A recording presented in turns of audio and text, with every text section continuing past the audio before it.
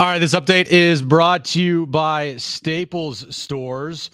We'll start with the World Series. It's now over as the Rangers beat the D-backs last night 5-0 to win their first World Series in franchise history. Bruce Bochy winning his fourth all-time. In NFL Week 9 tonight, Titans versus the Steelers, 5:15 kickoff there. Staples Holiday Deals means amazing savings for the holiday season on hot tech like laptops, game systems, earbuds, and more. Right now, save up to $300 on select CPs. In-store only. Offer ends 11/11. See an associate for details. Have yourself a merry little holiday deal at Staples. Getting you all set for that drive home. Let's just start the show. Here's Jon and Jim.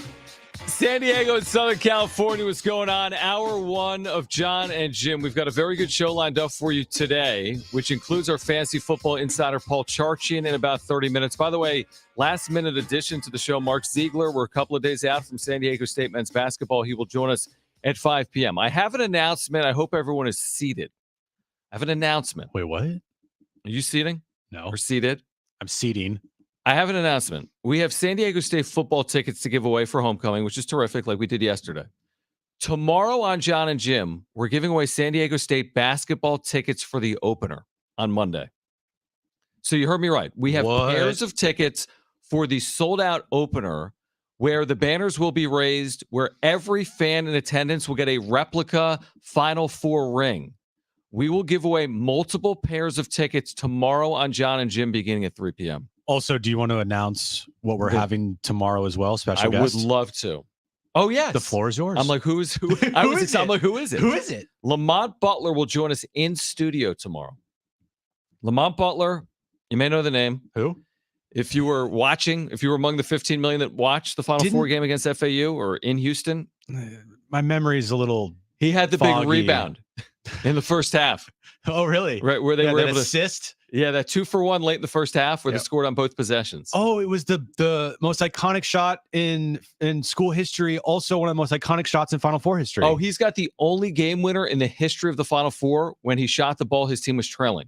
Oh, yeah, that Lamont Butler. He will join us in studio tomorrow at 5:30. Also tomorrow on the show, the head coach of Cal State Fullerton, Dedrick Taylor, will join the show tomorrow on Jon and Jim. There's a lot to get into, as there always is. As Darren just said during the Fusion, it's like the show writes itself because it's like every single day the Padres are in the news, even when like a World Series champion is crowned. Like the Texas Rangers are World Series champs.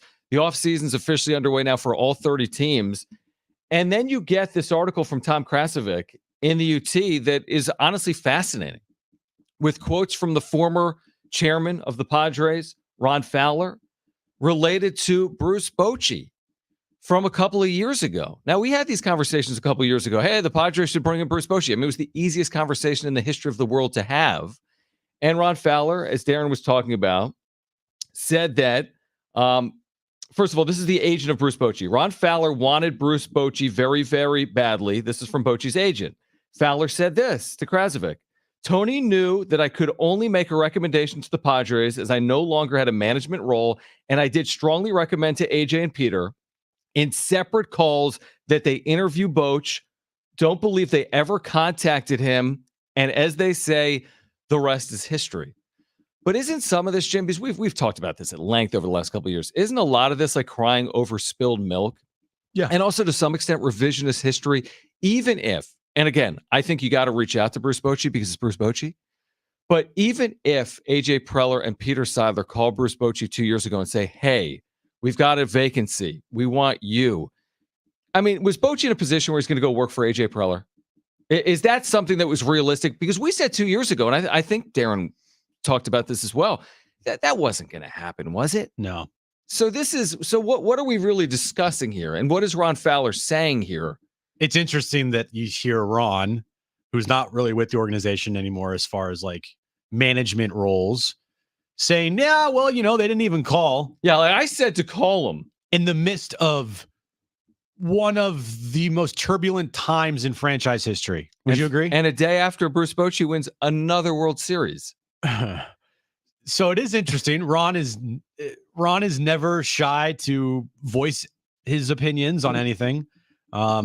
Just ask Darren. Every time he was on with Darren back in the day, it was Like, well, what is Ron going to say today that's going to carry the conversation for the next week? Which was great for people like you and I. God, he would rip the manager. He would behind closed doors, to fans, rip players, and heads will roll. Heads will roll. It was as a member of the media, you're like, Ron Fowler should be in charge of everything forever. He was like a content creator. Content gold.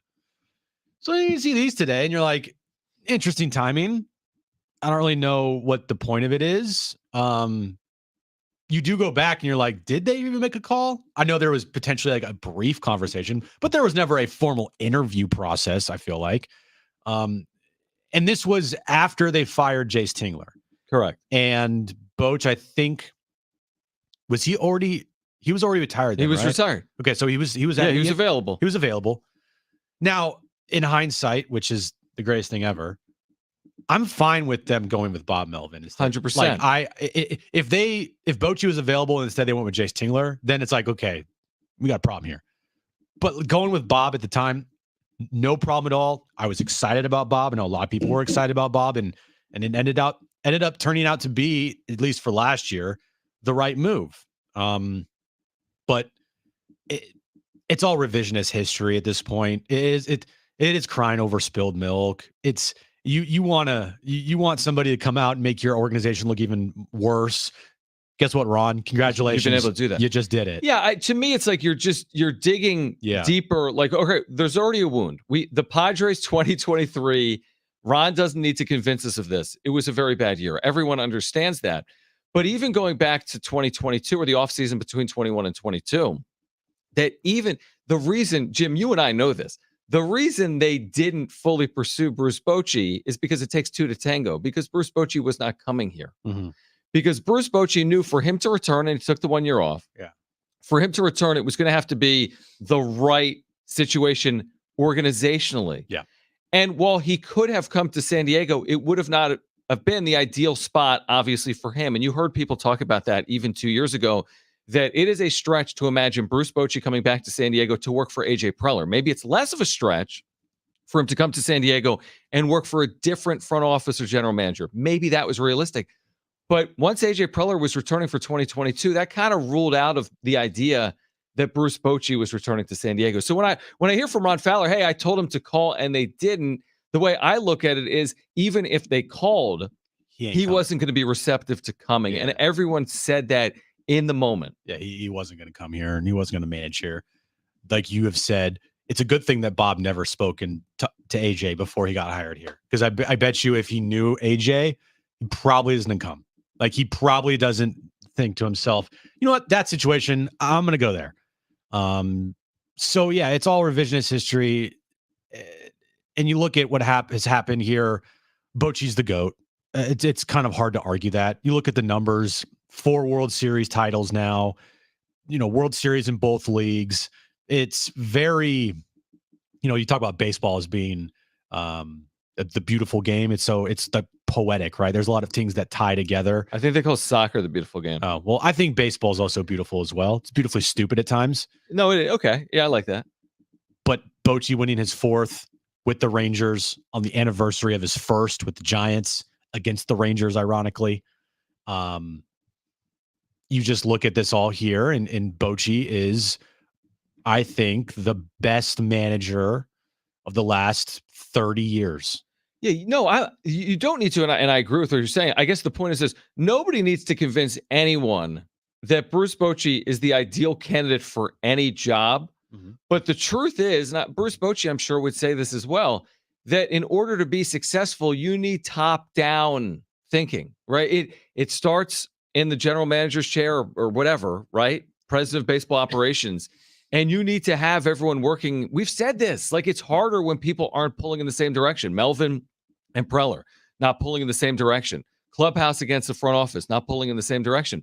Bruce Bochy got what he deserved, which was an organization committed to spending and committed to doing things the right way. And it all worked out. But by the way, if Bruce Bochy comes here, but AJ Preller is still the general manager, is anything different? Have the Padres won a World Series? Did they win it in 2022? Maybe it's a possibility, but we're talking about something. It's like I say, hey, Jim, I told you to call and then you didn't, but like it wasn't realistic. Like, okay, Yeah. so Ron Fowler said, I told Peter to call and they didn't, and he ended up in Texas, but it wasn't realistic. He was never coming here, even if they called. So then what's the point of Ron saying these things? I think it makes Ron look good. Makes Ron look good. Makes AJ look even bad. worse. I mean, I don't think AJ can look any worse than he looks right now because of what has just happened. That's why it feels like piling on. And we're critical. You've been super critical of AJ. I've been critical of AJ. But honestly, to be fair to AJ in this spot, I don't feel as if it's fair to be additionally critical because he didn't call Bruce Bochy. Yeah. And maybe there was back channel conversation, but most people agree that it's not like they were a phone call away from landing Bruce Bochy at the end of 2021. That was not the perception. No. Just call. He wants you to call. That was not the perception. But that was also, we talked about it, like, hey, Bochy would be a perfect hire. Like, you should go call him. Yeah. Like, go call him. And the fact that if they never officially called for an interview, that's not great. But getting Bob Melvin at the time, I think the second that they announced Bob Melvin was becoming the manager, I don't think anybody thought, well, I don't know about that one. There was a lot of praise for going out and getting Bob Melvin. And it wasn't universally liked, but it was pretty damn close. Like, the approval rating of Bob Melvin at the time, coming off of the Jace Tingler era, was pretty high, I think. Yeah, I mean, I feel like the only manager that would have been more universally received positively would be Bochy. Was Bochy, and that's reasonable. You can't compare Bruce Bochy's managerial career to Bob Melvin's, and that's with all due respect to Bob Melvin, who's had a very good managerial career, but it's hard to compare anyone's managerial history in modern baseball to Bruce Bochy. There's not a single manager in baseball that could live up to Bruce Bochy's credentials, career at all. There's one or two you could argue, but he's right there. I mean, and not just, you said 30 years, I'm talking 50 plus years. You look at expansion era from the Padres on 1969. Now the latest franchise to not win a World Series. There's now 5 teams that haven't won. Yeah. But in terms of when they debuted in 1969, every other franchise that hasn't won has debuted since. Like, that's how bad it's been. Not that I'm telling anyone something they don't already know. Breaking news. But since 69, it's hard to argue there's been a better manager than Bruce Bochy. So, yeah, should they have called? Sure. But it's like, should you have called for some date to some supermodel? Yeah, maybe, but she was saying no either way. Jim, I like that analogy. Why are you pointing that at me? I mean, when you were single, I'm saying. You're not calling anymore. Oh yeah, when I was single, Aaron somehow said yes. Well, somehow I wooed her, John. Right? I wooed. I know you must have. But that's a good analogy. Like, hey, if you know that you're not going to get the date, probably not even like worth it to try. But again, there are guys out there that have tried and landed the date. You miss 100% of the shots you don't take. And we've been talking about that recently. And it is true. Now, the truth is 99% of the time you're getting no's, but I guess you never know. Yeah. You make your call. You could get a yes and you're like, wait, excuse me? Right. You said you want to go on a date with me? Do you remember what you said? And it was obviously online dating with Aaron because that's how everyone meets today. Do you remember like the pitch to even like how you even got a date with her? Like, do you have to say something, or is it just like you match, like your profiles match, therefore that created a date? Or did you say something to her? I never told you the story. I'm sure you have, but remind me. So we met on Hinge. That's the dating app. Yeah. Okay. We matched there, and I messaged her, and I said something really stupid. Like it was like a pickup line? It was a pickup line. You can't share, or you're just embarrassed? No, I can share it. I'm just a little embarrassed by it. Well, that's okay. This is a safe space. Yeah, of Everyone course. makes fun of you anyway. Yeah, it's just the radio. Dude, you admitted that you knew all 100 Pokemon yesterday. Yeah, you were this saying is like embarrassing. Right. I messaged her and I go, so this means we're like dating now, right? Since we matched. And she goes, yeah, totally. Only if you kill all the spiders. And I said, done. What that wasn't that bad. What does that mean? Only if you kill all the spiders? Like, yeah, she's afraid of spiders. She's afraid of spiders. So like, we can date, but you have to make sure like the rule is like you got to kill the spiders. Oh, I thought it was like a Spider-Man reference. And no, I have the feeling that John's wife kills the spiders in their house. She does. Probably. I don't. And then ironically, it was funny. I asked for her. I gave her my number, and she liked the comment. Meaning that means like, okay, cool. I'll text you right now. Right. She never texted me. She ghosted me. What do you mean she ghosted you? So what? You reached out again for a date? Dude, she didn't text me And like the following week, I reached out back to her and I said, please respond. So you were desperate at this point. Pretty I mean, much. you were I was pursuing. living You're by like, myself in a what's the garage. deal? Come Yeah, on. I know. I remember Yeah. that actually without internet. And she's like, oh my God, I'm so sorry. I was going to message you, but I forgot. Right. There's other guys that have higher priorities right now. I was Hinge. going out on other dates. But this goes back to the point on Bochy where it's like, yeah, you probably have a 99.9% chance where you're not going to like match. Yeah. Because Preller and Bochy, this has been like well documented. It Well, you didn't could seem like a match. match, but maybe it would have in the right circumstance at the right time. Mhm. But dude, I don't think so. Honestly, when I read this, I'm being serious. I think this is unfairly critical or putting the organization in an unfair light. And we're super critical of the organization.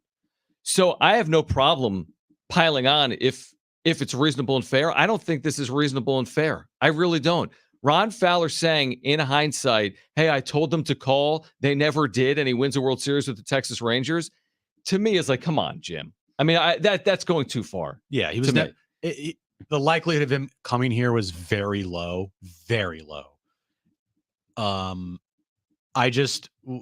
I agree with you. I don't understand why this is like coming out. Like it's kind of common that we knew that Bochy wasn't going to come here. I think the only little newsworthy thing of that is just Ron making a passionate plea to AJ and Peter for Boch, and then not having a at least a call to Boch is a little like doesn't make him look good. And then it goes back to Ron kind of smearing the Padres here in a time when they can't look any worse than they do right now. Right. It's kind of like saying, trying to think like, okay, Michael Jordan, he's done with the Bulls and now he goes to whatever, the Wizards, and like it's like Scottie Pippen destroying Michael Jordan years later. It's like, wait, what? Yes, some of that. It's just, again, with the benefit of hindsight, it's so easy to do this. And we're literally coming off Bruce Bochy winning another World Series. Plus, it's easy to say that any organization should have called Bruce Bochy, Jim, that had a managerial vacancy. Yeah. Padres are sitting there like, wait, why does everyone keep talking about us? I know. Like, what did we do? Like, I know we have a lot of problems and we're pretty dysfunctional over here, but like, why are people always talking about us? I think they have bigger concerns than not calling Bruce Bochy 2 years ago. And I think it goes back to what Evan Drellick wrote yesterday in The Athletic. I know Darren had him on today on San Diego Sports 760. Like, there's real tangible issues the Padres are dealing with. If you want to get into semantics, that they should have hired Bruce Bochy and then the organization for the rest of time is in a better spot. Well, they had Bruce Bochy, and we can't even play that game. Yeah. I mean, and what about the old idea that like you can't go home again? He managed here. It was successful. It was much more successful once he left here, obviously, in San Francisco and Texas. And it's time to move on. And by the way, now Bob Melvin's moved on and Preller's moved on. They're going to go hire another manager. And guess who it's not going to be? Bruce Bochy. Yeah. And they got to go fill the job. Yep. And in the here and now, that's what matters. We can pretend like Bruce Bochy could have come here 2 years ago and they made a mistake, or we can move on and say, what do they need to do to deal with these debt issues, Juan Soto's future, and who they're going to hire as manager in the next 7 days? Yeah. The top priorities for this team are, this offseason are now coming to the forefront because free agency starts on, what is it, the 6th? Monday. GM meetings are on Monday. I don't know a timetable on when the Padres are going to hire their manager. You feel like it should be soon. Could take a while, but who knows with Preller. Kevin Acey said could be within 1 week. He said that yesterday. And they can start making moves and announce stuff now because since the World Series is over. But going forward, it's okay. We know the past. We know all the stuff that happened. But 2024 is the main focus now. 2024, they got to win. And they have to win in a big way because the pressure, we all thought the pressure was a lot this year. Wait till next year, guys, with a new manager and potentially a whole new roster without potentially Juan Soto, coming off of a horrific season where you had a $250 million payroll. AJ Preller's who he is yet, but it's up to Peter Seidler. So you're going into this season and you need to win. So the importance of this offseason is everything. And that's why, like, if I'm the Padres organization, Preller, Seidler, partners, ownership, representing ownership, I'm like, clear out the noise because every Try. day there's going to be, oh, Ron Fowler said that they should have called Bruce Bochy, and Evan Drell said we've got debt issues, and Ken Rosenthal said they should seriously consider moving Juan Soto, and Dennis Lin wrote about dysfunction. And forget about it all and put all of your work into figuring out a way to thread the needle. And thread the needle, what I mean by that is you got to lower payroll and you got to win at a higher clip. Well, That's threading the needle. they wouldn't have to worry about this if they had their house in order, honestly. Like if they had everything buttoned up, how good organizations have things, and no leaks and no people in the front office talking nonstop about how bad it is to work there and how there's debt problems and everything, why these articles are being written, then I think yeah, it'd be very easy to just move forward. But that's an order of business, and on the checklist for them this year, this offseason is okay. Once again, we need to get our house in order and close up the leaks because you guys think that these reporters and Dennis and Ken and whoever else are actively trying to write these things. No, like they're talking to people and they're giving them all the stuff that they need. And then it's like, hey, are you okay if I put this out there? Oh, okay. Only if it is anonymous. I'll put you as anonymous source. Okay, fine. Like they need to clean it up in a big way and then move forward. Because if they don't, there's going to be continuous leaks. There's going to be continuous stories about this, about inside the organization and how bad it is. And so get your house in order and move forward.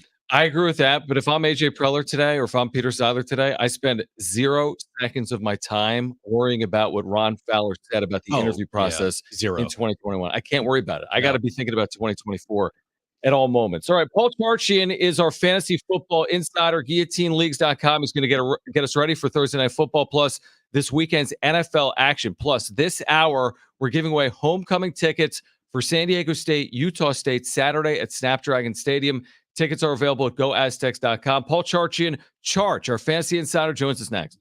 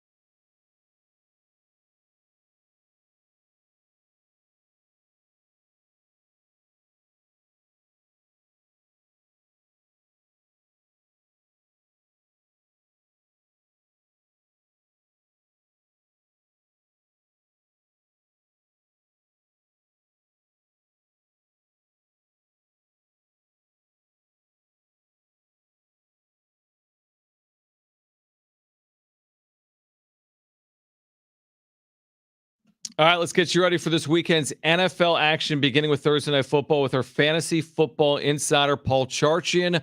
Charch will join us next.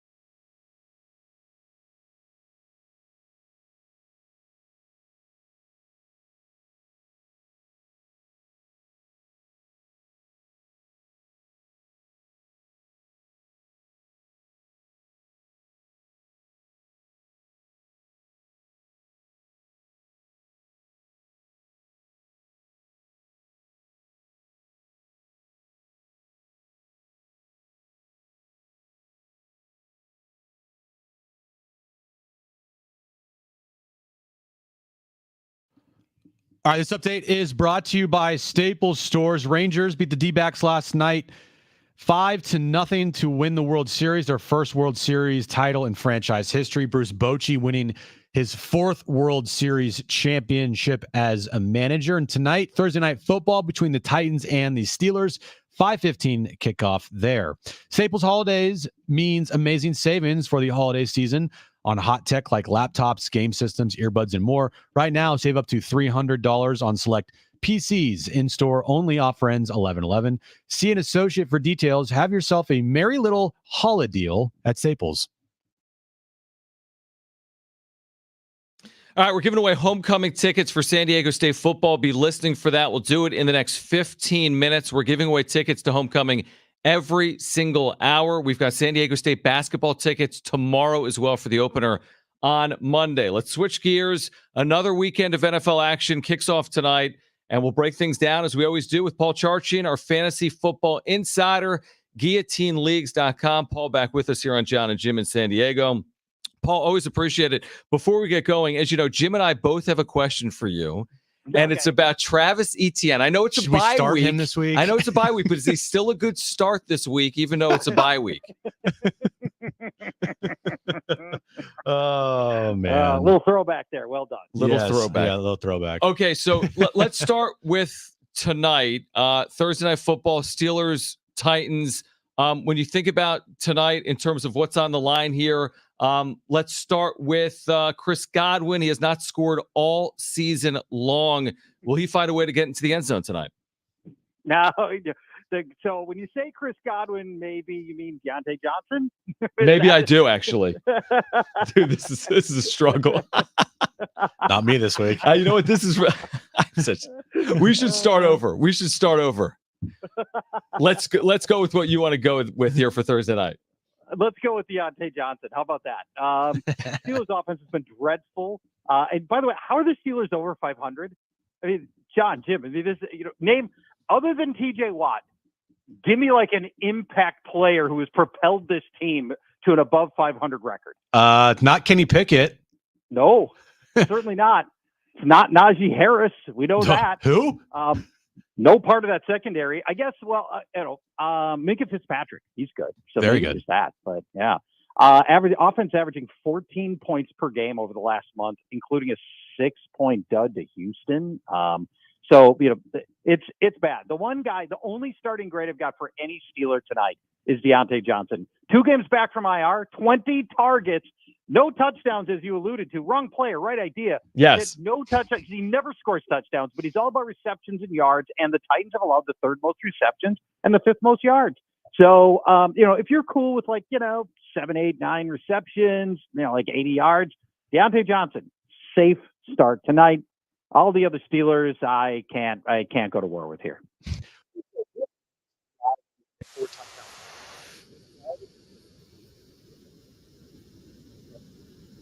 Who are these guys? Is Will Levis a guy that potentially could be picked up off the waiver wires and be a good start for somebody this weekend? Yeah, maybe. Okay. So Levis had the 4 touchdowns, which is super cool. Second quarterback to throw for 4 touchdowns in his debut game since 1970. It's pretty impressive. Now, when I looked at the full complete list of quarterbacks who have ever thrown 4 touchdowns in their debut game, none of them worked out. I think Dieter Brock was the last guy. I don't know, something like that. It's bad. But when you look at the totality of Will Levis's throws, not just the highlight ones that we saw the touchdowns on, it's actually pretty shaky. And by the way, I do not recommend watching every play of last week's Titans game. That is not fun. Do not do it. I like that he threw deep. I like that he's fearless. But if you think about some of those DeAndre Hopkins highlights that he had last week on those long touchdowns, Hopkins had to do crazy adjustments to get under incorrectly thrown balls. His 4th touchdown to Nick Westbrook-Akine was great. So Will Levis gets that. But I'm nervous here about the Steelers get a whole week to break down his tape and really start to learn about Will Levis. I don't want to have to start with the bye week. Some people might not have a choice. It's not the worst start in the world. I've got him ranked quarterback 18. So it's not the worst thing you can ever do, but I don't expect another breakout game like we had last time. I just think the accuracy is going to have to get better for Will Levis. Paul Charchian, Charge with us, GatesandLeagues.com. All right, huge game Sunday, obviously, just in the NFL. Dolphins, Chiefs, this one overseas. How do you, see it shaking out, and do you envision this to be a preview of an AFC Championship game? Very possibly. And before we get to that, let me ask you this. Who gets served by the early 6:15 start time? I mean, who's being served by that? I mean, obviously not anybody your time, but not even in Europe where this thing's going off at 2 p.m. This thing, they can easily move these games back 4 hours, start them with the same time as everything else. I don't understand why you get this marquee matchup that half the nation is going to be reasonably asleep for. I'll tell you why, Paul. It's because they're making a lot of money off it.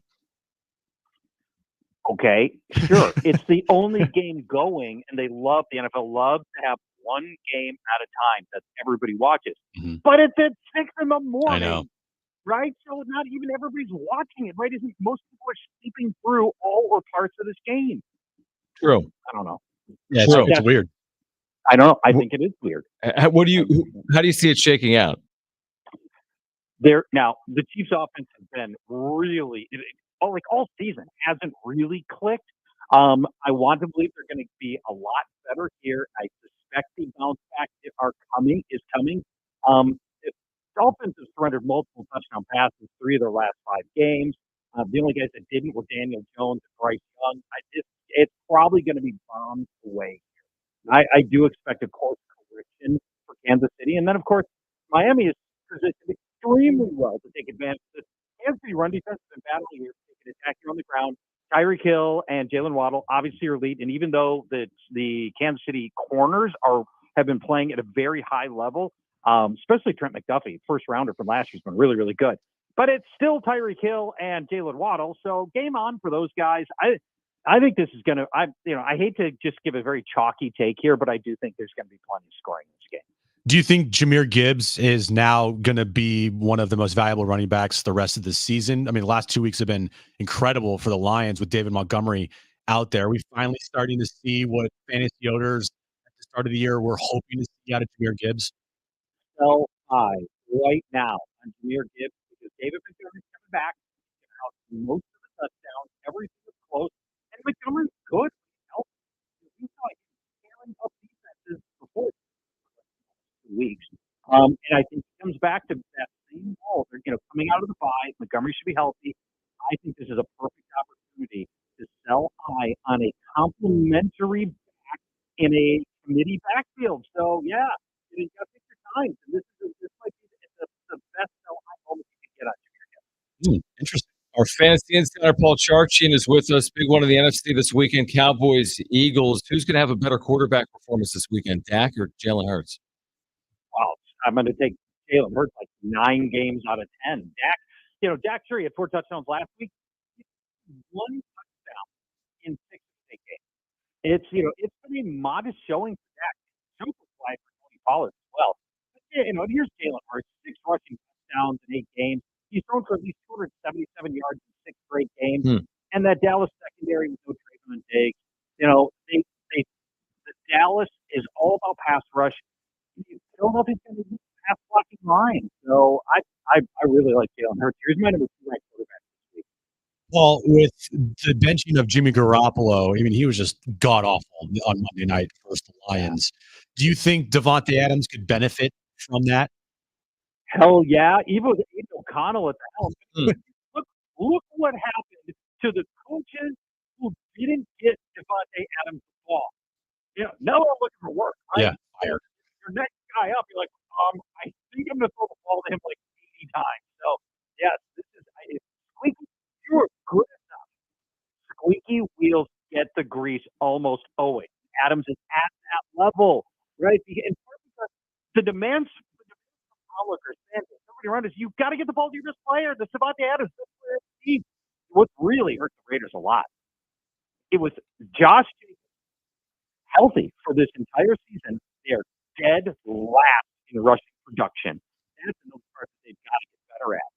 So, maybe everything gets better. Josh McDaniels, basically hated that locker room. Devontae Adams coming out and saying, yeah, something has to change. You're not kidding. In a big way.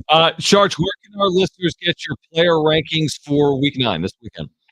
GNCleague.com for performing. If you want to try the way to play. But all my player rankings available for free there as well for this week. Helping you answer your bench start question. Paul, always appreciate it. We're both going to go with Godwin over ETN tonight. Thank you for doing it. That is a deal. Appreciate it. I just thought maybe you were an idiot. Chris Godwin has a touchdown this year. Well, this is the problem because we get the questions every week. Here's the behind the scenes. You look at the wrong ones. Yeah, I searched for Charge, and the first email that came up had the, hey, Chris Godwin hasn't scored a touchdown. Well, this is from last week. And he scored a touchdown. This is why we talk a lot of Padres. All right, on the other side, back to the Paul's Padres. never going to come out with this. He will. He's like, I don't know about these guys. He will. Back to the Padres offseason needs. Plus, coming up in 5 minutes, we will give away San Diego State homecoming tickets for Saturday at Snapdragon Stadium. Tickets are available at GoAztecs.com. San Diego State and Utah State. What are the priorities for the Padres this offseason now that it's officially underway? Plus, San Diego State football tickets will give away in 5 minutes. Stay with us.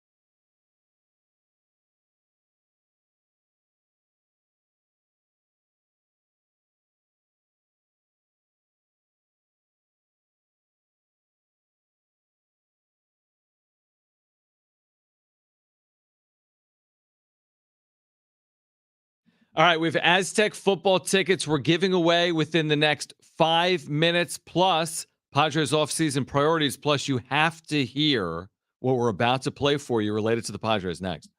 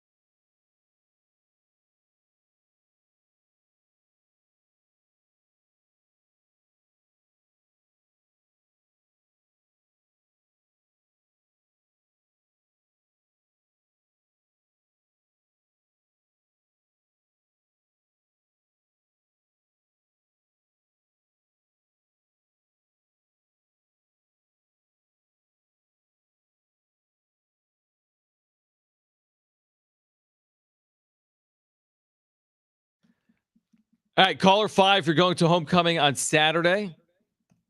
844-570-1360. Caller 5, you're going to homecoming on Saturday. San Diego State, Utah State. Tickets are available at goaztecs.com.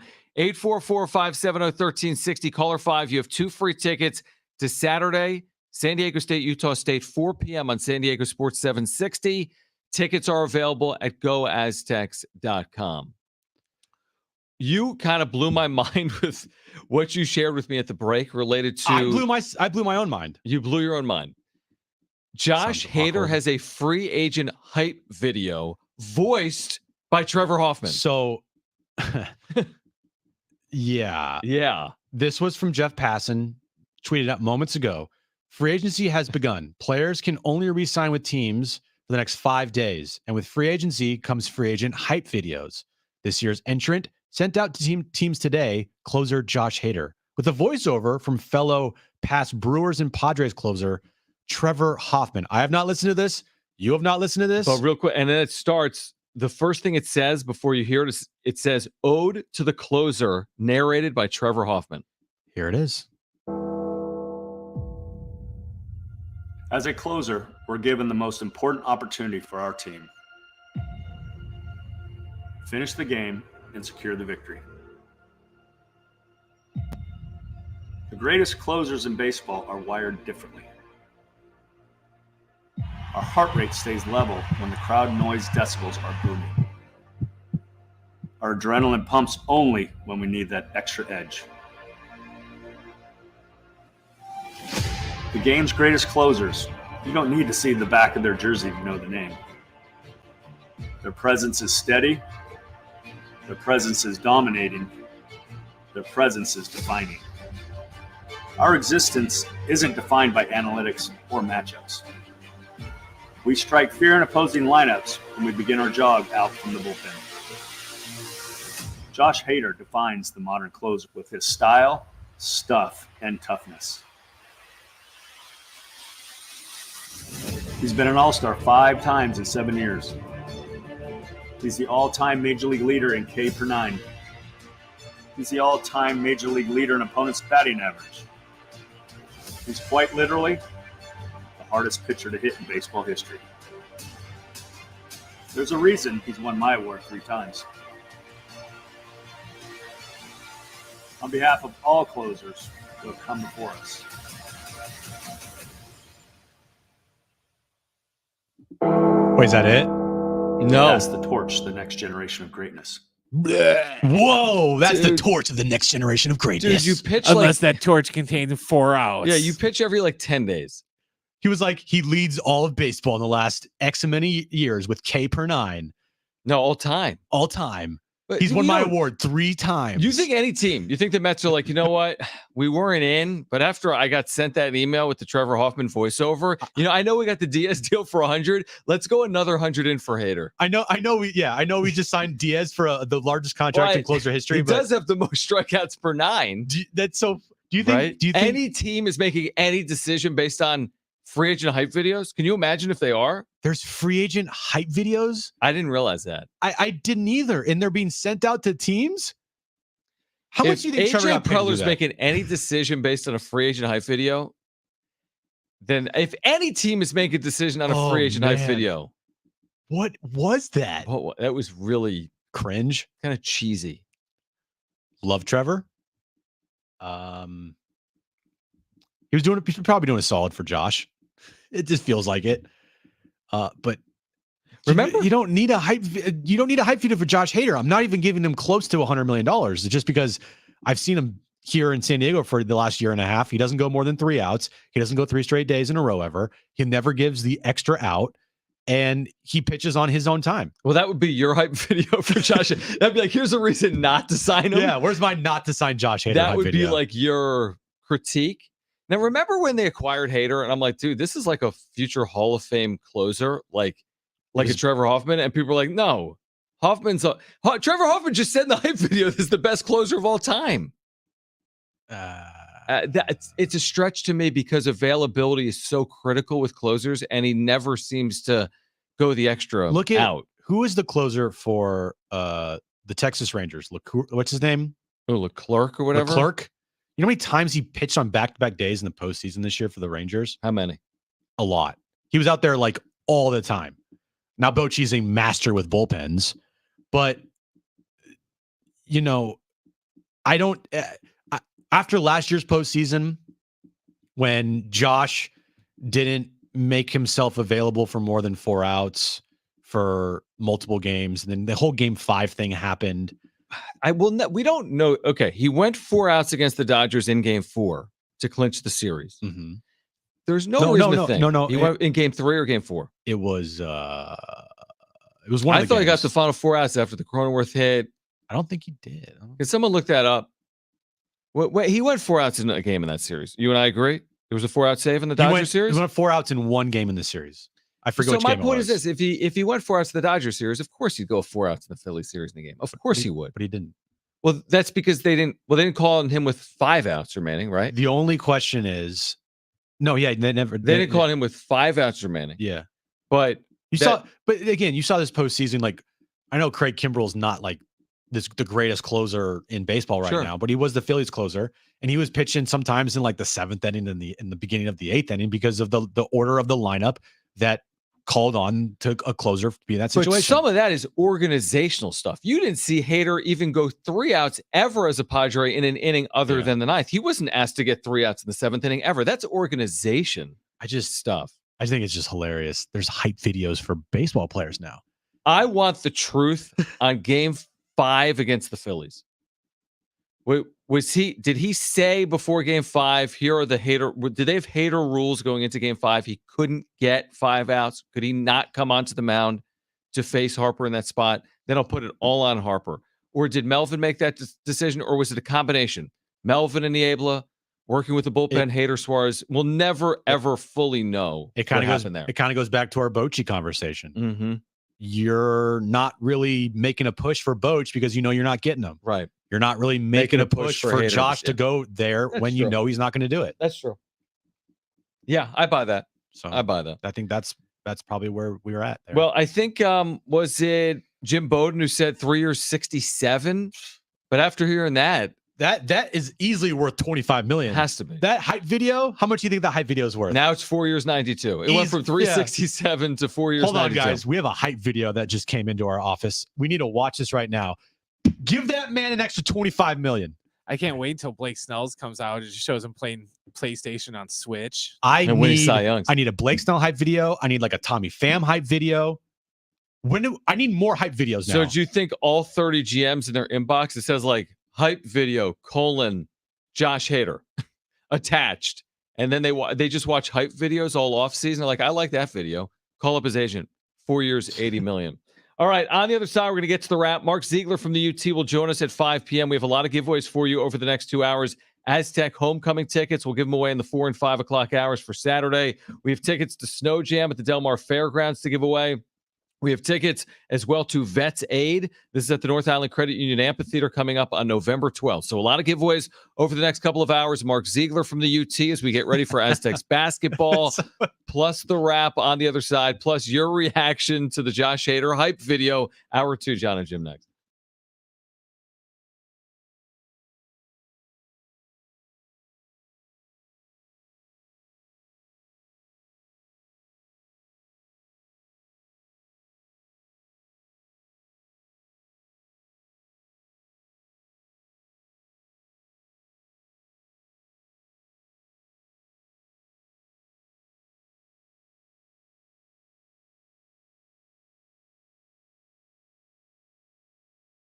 All right, so you're looking for an easy, quick, affordable, high-quality lunch during your work week, right? Like everyone's looking for that. You got to consider Windmill Farms, centrally located, the college area's natural grocer. I've been telling you about them. Your 8th sandwich at Windmill Farms from their deli is free with a sandwich card. Their prices are incredibly low on their sandwiches. They're using the best and freshest and highest quality ingredients, and they're uber local. Their owner, Trevor, and his family, they've been in the grocery business for over 20 years. Hey, guys, it's Schaefer. We've been telling you all about Windmill Farms, the college area's natural grocer. They've got you covered for your work week with their deli. Also for your weekend, maybe you're going to homecoming this weekend. Get ready. Get your game day needs ready with their organic farm fresh produce and meats, their amazing beer selection, whatever it is, the craft beer, the kombucha, and much, much more. It's amazing. You have to see it. Also, their deli, we've been telling you about with these award-winning low-price sandwiches. They're centrally located right off Del Cerro Boulevard, across the freeway from Montezuma Mesa. Windmill Farms is family-owned. They've served San Diegans for over 20 years. And here's the other thing. If you don't live or work near Del Cerro, no problem. Find Windmill Farms on Instacart.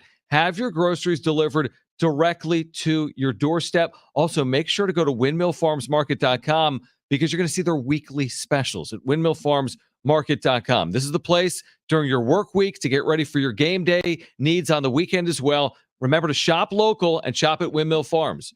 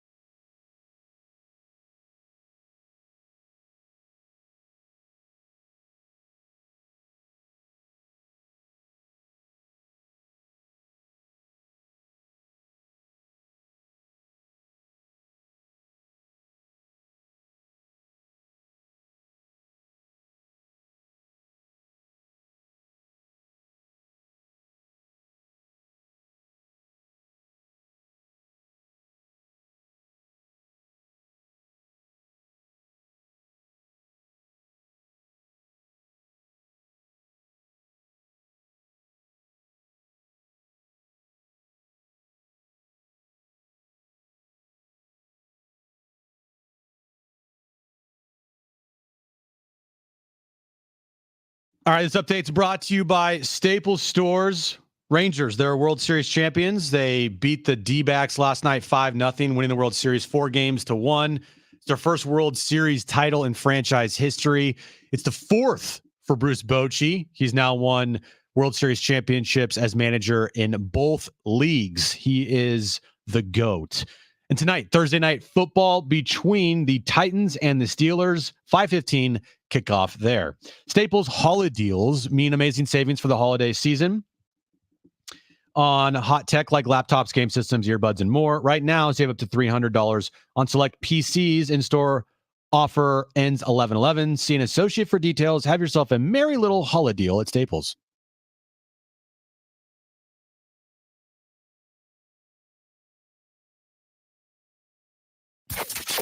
Getting you all set for that drive home. Let's just start the show. Here's Jon and Jim. San Diego and Southern California, what's going on? This is hour 2 of Jon and Jim. Mark Ziegler will join us in an hour. We'll get ready for San Diego State's basketball season, which kicks off officially on Monday. This hour, we'll give away tickets to homecoming San Diego State football Saturday at Snapdragon Stadium. We also have tickets to give away over the next 2 hours to Snow Jam at the Del Mar Fairgrounds. Also to the Vets Aid Concert.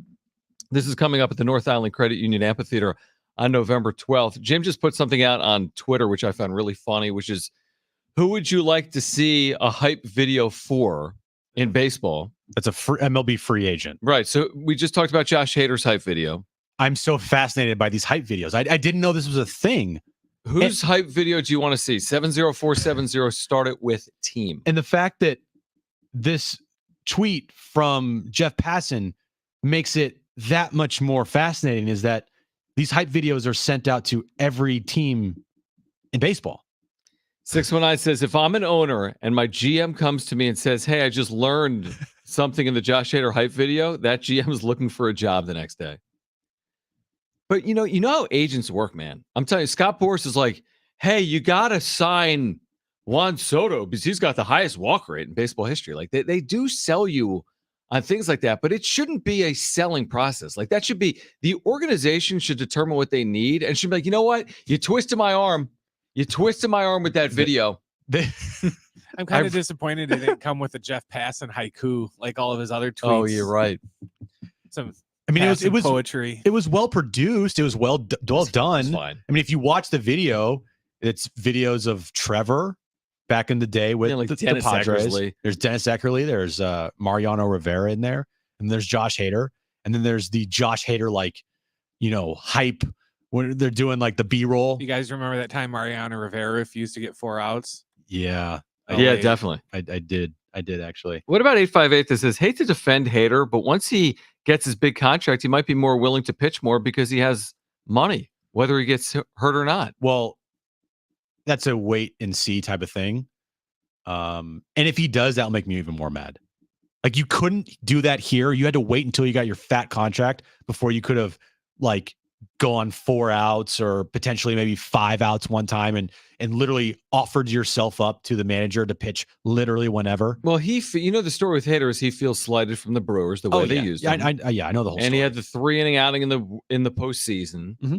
And then, they're arguing his case in arbitration. He's like, it's a business. It's a business, and I'm going to protect myself. That's clearly. Remember what he said in September when they've won 10 consecutive games? Like, why aren't you available tonight? You're in the playoff race. He's like, we are? We're in the playoff race. News to me. Playoffs.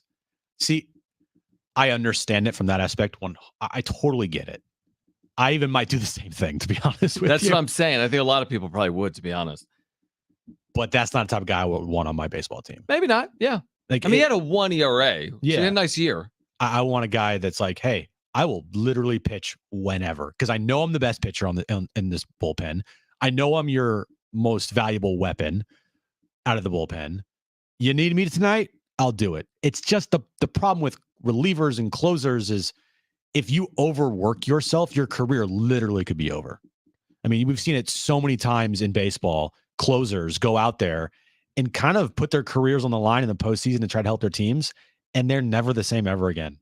So that's the thing. I mean, he's a free agent. So do you want your 75 guaranteed, or do you want to potentially risk injury and be sitting on 1-year deals the rest of your career making $8 million a year? What do you It's a think? big difference. What do you think the Austin Hedges hype video is going to look like Well, after this season? Right, 218. Just to Text it in. Yeah, just him on the bench cheering. I kid you not.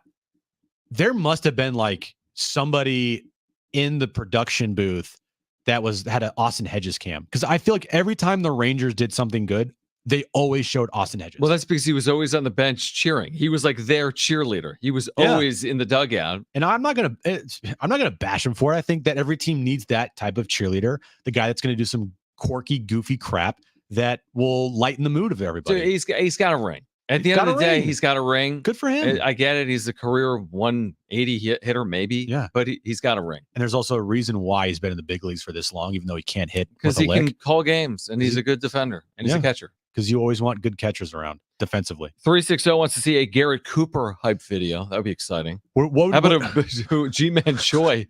His one hit. Did he have one hit or two? I thought he had at least one. I remember the one. Yeah, came like October 1st. How long would that G-Man Choi hype video be? It would be the hit. With his 2 hits or 1 hit or whatever he had. Walks. Right. I mean, it would be ridiculous. The Drew Pomeranz hype video is just like a black screen for 20 seconds. Who'd they acquire from the Pirates? 43-year-old pitcher. Rich Hill. Rich Hill hype video. Not really a great hype video. No, for since Rich he's Hill. probably retired. I would think so. Or will he be back? No, didn't he say at the end of the year, I feel like I have another good half season in me? Like he wants to sign with the team midway through the season next year? Bro, it's kind of done. over. It's done. Hype videos. All right, Mark Ziegler's going to join us coming up at 5 p.m. We've got, again, homecoming tickets to give away. We'll do that here in the 4 o'clock hour. Also coming up at 4:30 here today, is Shohei Ohtani a legitimate possibility in free agency for the Padres or not? But right now, let's get to this. It's time for The Wrap, presented by Sombrero Mexican Food. Check out their website at sombreromex.com. All right, because it's never too early. Who's your favorite to win the 2024 World Series? Less than 24 hours after crowning the champ. Bro, It's been 20 hours, man. What kind of question is that? Betting odds are out. I know Padres are what, 16-1? 18-1? Eighth best odds to win the World Series at 16-1. Okay. Well, free agency has to happen. No. Trades have to happen. Well, yeah, obviously. Padres need a manager. Like, they don't even have a manager yet. And there's baseball World Series odds for next year's teams. I don't know. Let's just go with the Padres. Let's throw it on a limb. Okay, the guy who nobody criticizes the Padres more than Jim, and your World Series favorite is the Padres. Hey, I'm trying a different approach. Interesting. And you're going to, when they start 0-1, you're going to be like, this team has no shot of winning the World Then Series. they hire Flaherty. No, I don't. Then they hire Flaherty tomorrow. And he's going to burn kill it down. It's Doomed. This, to me, is easy. And now, again, the playoff format hasn't helped, but I think Atlanta is the most complete roster in baseball again. And I thought that was the case in 2023, and I think it will be again in 2024. Not that they're going to win it, but my favorite, based on what I see on field from this team since they won the World Series in 2021, I think the best team in baseball is the Atlanta Braves. Now, that doesn't mean they're going to win the World Series, but if I was picking today, it's hard for me to pick against Atlanta.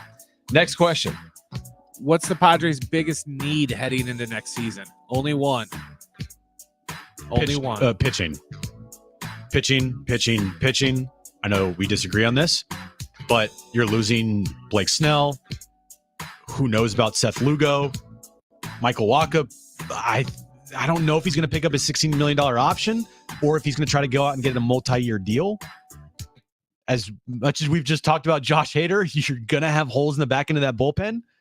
I don't know if you can fully trust Robert Suarez to be that like lockdown closer for you. Maybe. I don't know. But overall, pitching for me, pitching. Yeah, I mean, I do agree with that when you consider the offensive core of the team, the big four plus Cronenworth. It's not like I'm thinking offense first, even though it underperformed. Yeah, those six. Bogarts, Tatis, those six. Cronenworth. Yeah, so I would say maybe more relief pitching than starting pitching for me. Suarez is a huge question mark. Your bullpen in general had a 2-month stretch in which they were ineffective. That cost you a lot of games this past year. Yeah. I think the bullpen, I just think it's going to be as important, if not more important than the rotation. The rotation's been really solid the last couple of years, not 2021, but 22 and 23. It was good enough. So I'm going to say bullpen help and bench help, but I can only pick one.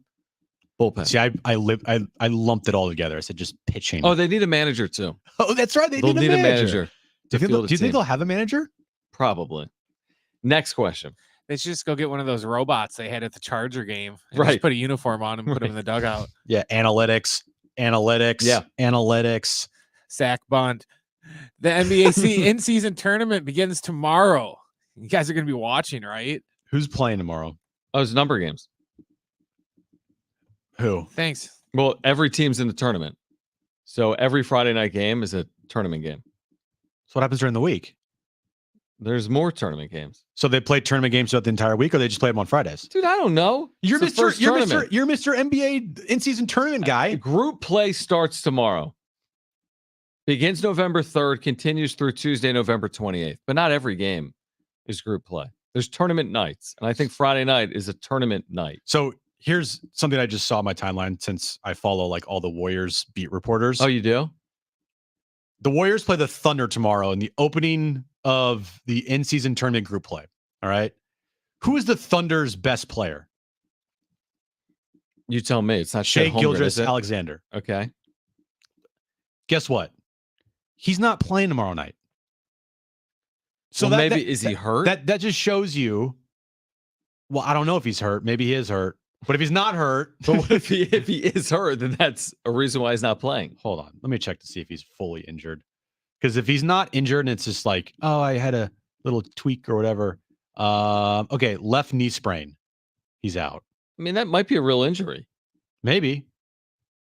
So But- your point is, guys, if guys aren't playing in the in-season tournament, it takes away the credibility of the in-season tournament because they're not playing in the regular season and they're still not playing in this thing. Thank you for telling me my point. That's exactly where I was trying to go. Okay. Well, it took you like an hour to get there. Well, By the Because way, you actually think the in-season tournament has credibility? Wow.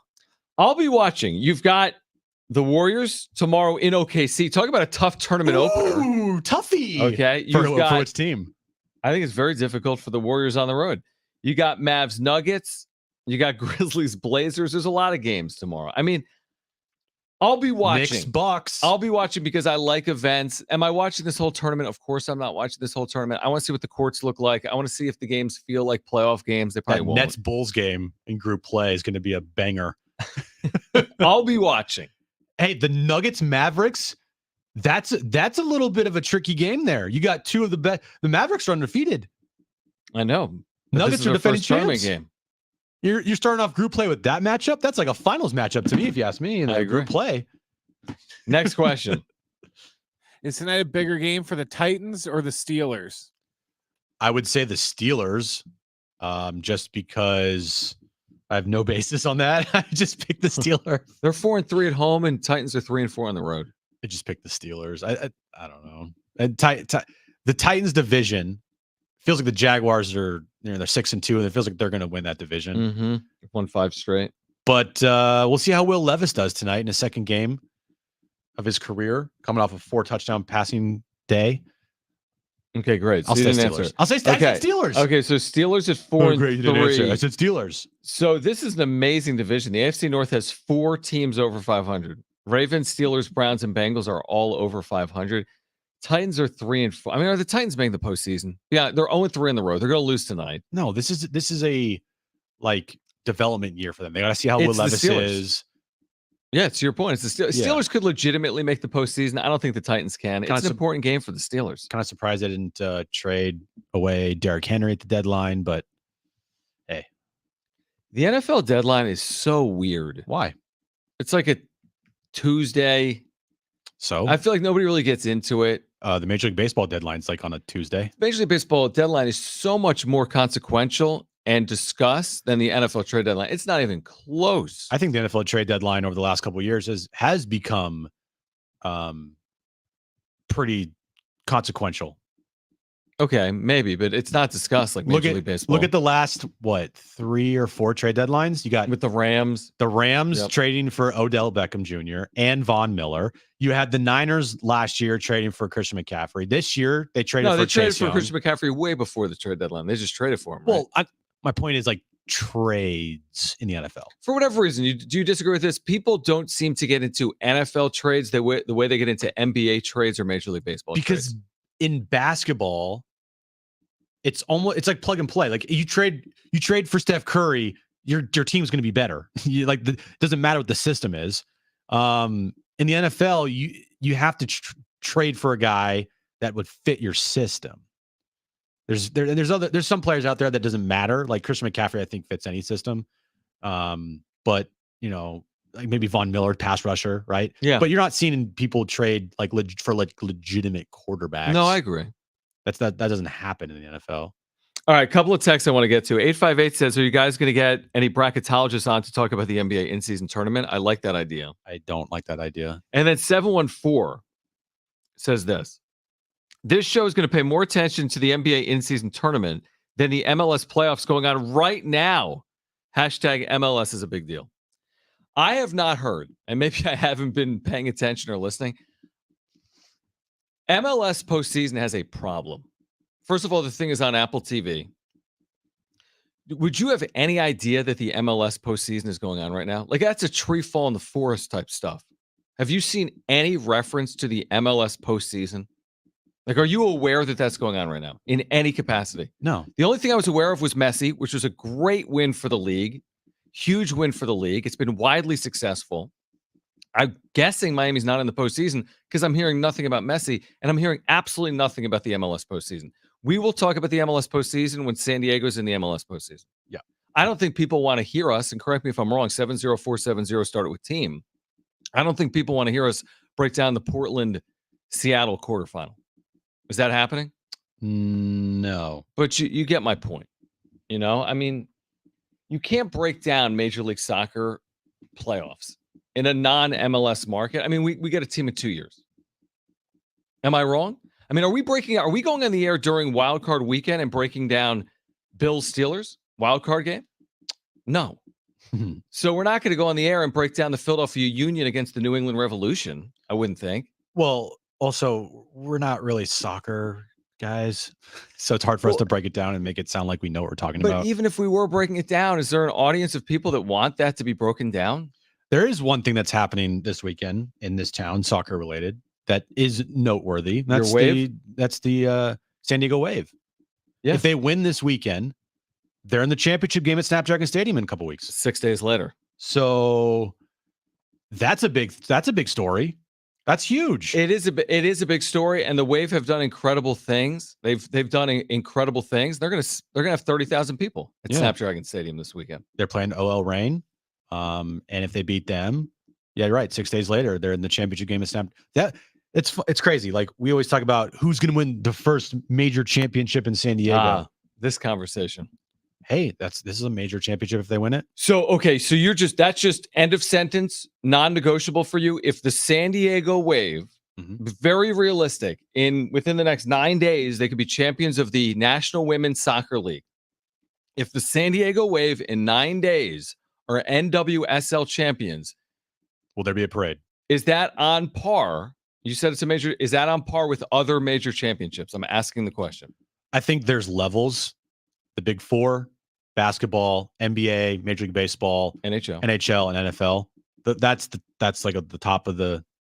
That's okay, right? The big four there. Yeah, and then you have MLS, NWSL, WNBA. I mean, they're all viewed as major championships. Some won't care about this. Some will care about this a lot. No, but again, it's a factual statement. It's a factual thing. If the Wave win, does that end San Diego's championship and the curse? Drought? Well, you know it's going to happen. Sockers have won. They're going to have some horrible playoff loss because that's what San Diego plays. But what if they don't? What if they just win 2 matches? Then they win the championship. That ends the championship drought. But the San Diego Sockers didn't end championship droughts. Not a major. Other professional leagues. Soccer is professional, right? They're paid professional to play. Soccer, but yeah, it's not like.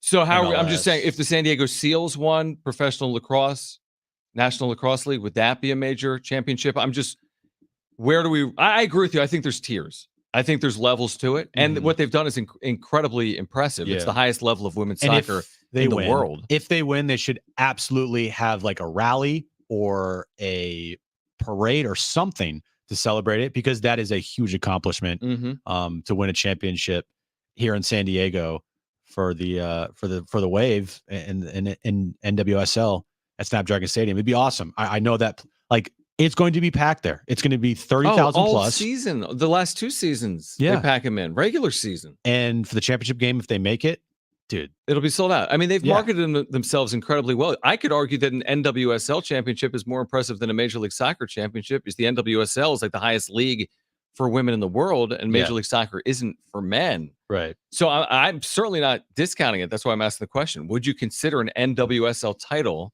something that ends a championship drought, so to speak, for the city of San Diego? 70470. Start your message. I think you have to, right? With team. I think I would. 70470. Start it with team. I think I would, yeah.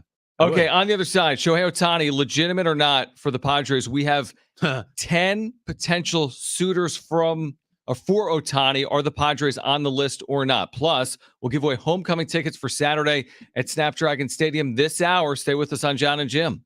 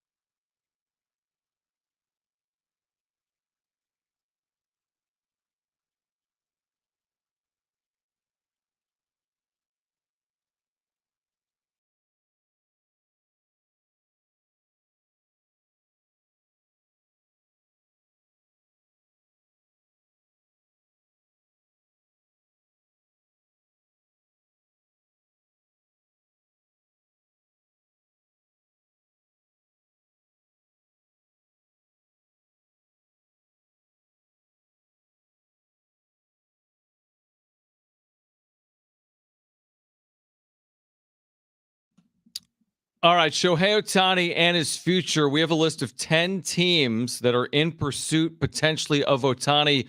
Are the Padres on that list? Plus homecoming tickets to San Diego State. We'll give those away this hour. Stay with us.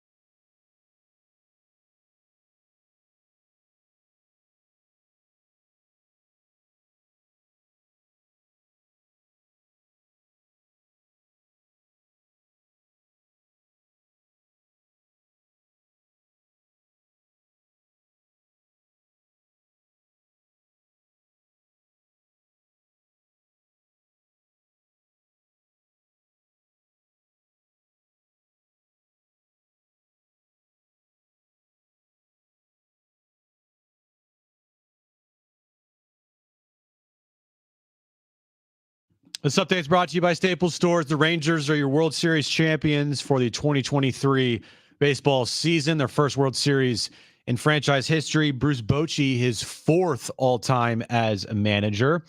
And tonight, NFL Thursday Night Football between the Titans and the Steelers, 5:15 kickoff there. Staples holiday deals mean amazing savings for the holiday season on hot tech like laptops, game systems, earbuds, and more. Right now, save up to $300 on select PCs. In-store only. Offer ends 11/11. See an associate for details. Have yourself a merry little holiday deal at Staples. I was excited to learn more about those Staples holiday meals coming this year. Well, That sounded very good. Holiday meals. Be tasty. It's holiday deals mean, not Little holidays metallic. meal. Yeah, sorry. Texts are chiming in on if the Wave win an NWSL title, does that end the drought in San Diego? Keep those coming. 70470. Start your message with team. Alden Gonzalez at ESPN.com at this hour, Jim, has written an article about Shohei Ohtani's future. He writes this in this article. Nobody can actually say for certain, but most agree his next destination can probably be narrowed down to these 10 teams. Alden Gonzalez, ESPN Baseball Insider. I'm interested. Here are the 10 teams. Okay. Boston Red Sox.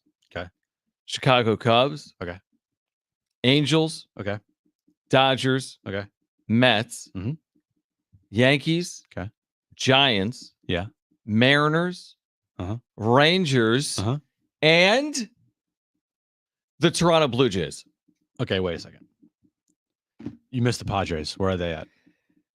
Right, exactly. Which is, again, now speaking to the larger issue, there's two issues for the Padres with Ohtani. A, you have to be a winner. His words. He wants to play for a winner. Well, they're technically a winner. True, 82 and 80. Good point.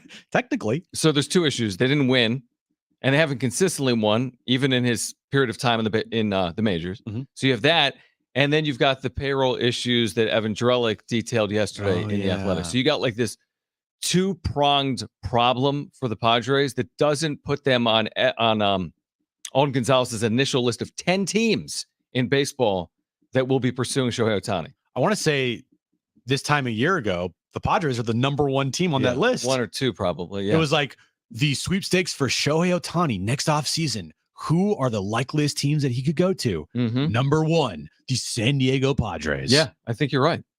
Now they're not even on the list. What a difference a year makes. They're not even on a list anymore. Dude, I really thought they were going to be on lists. They will be on someone's list. I promise you that. Who's going to report that list? It's like a Nightingale, Heyman, Well, Morosi list. Nightingale wants them to trade Juan Soto. He thinks they should trade Juan Soto to make room for Ohtani.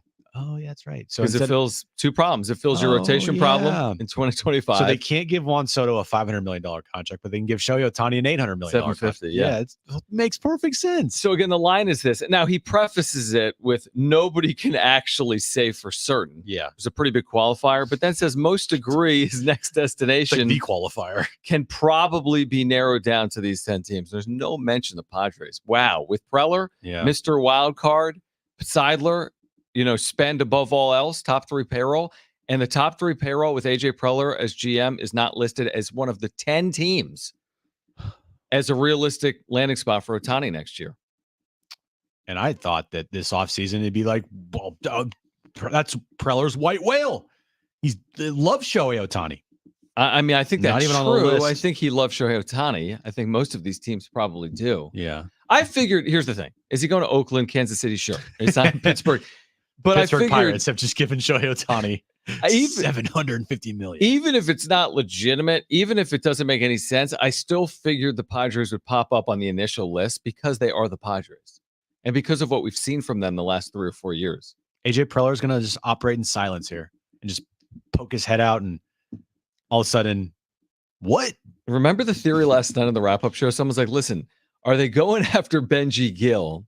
Oh, because Gill's a coach for the Angels, and he's got a relationship with Ohtani. So is it a package deal if you bring in Benji Gill? I'm like, hold on, this is way too much of a leap. They're not hiring Benji Gill under the idea that they may be able to go after Shohei Ohtani. Yeah, probably not. And do you think Shohei even knows who Benji Gill is?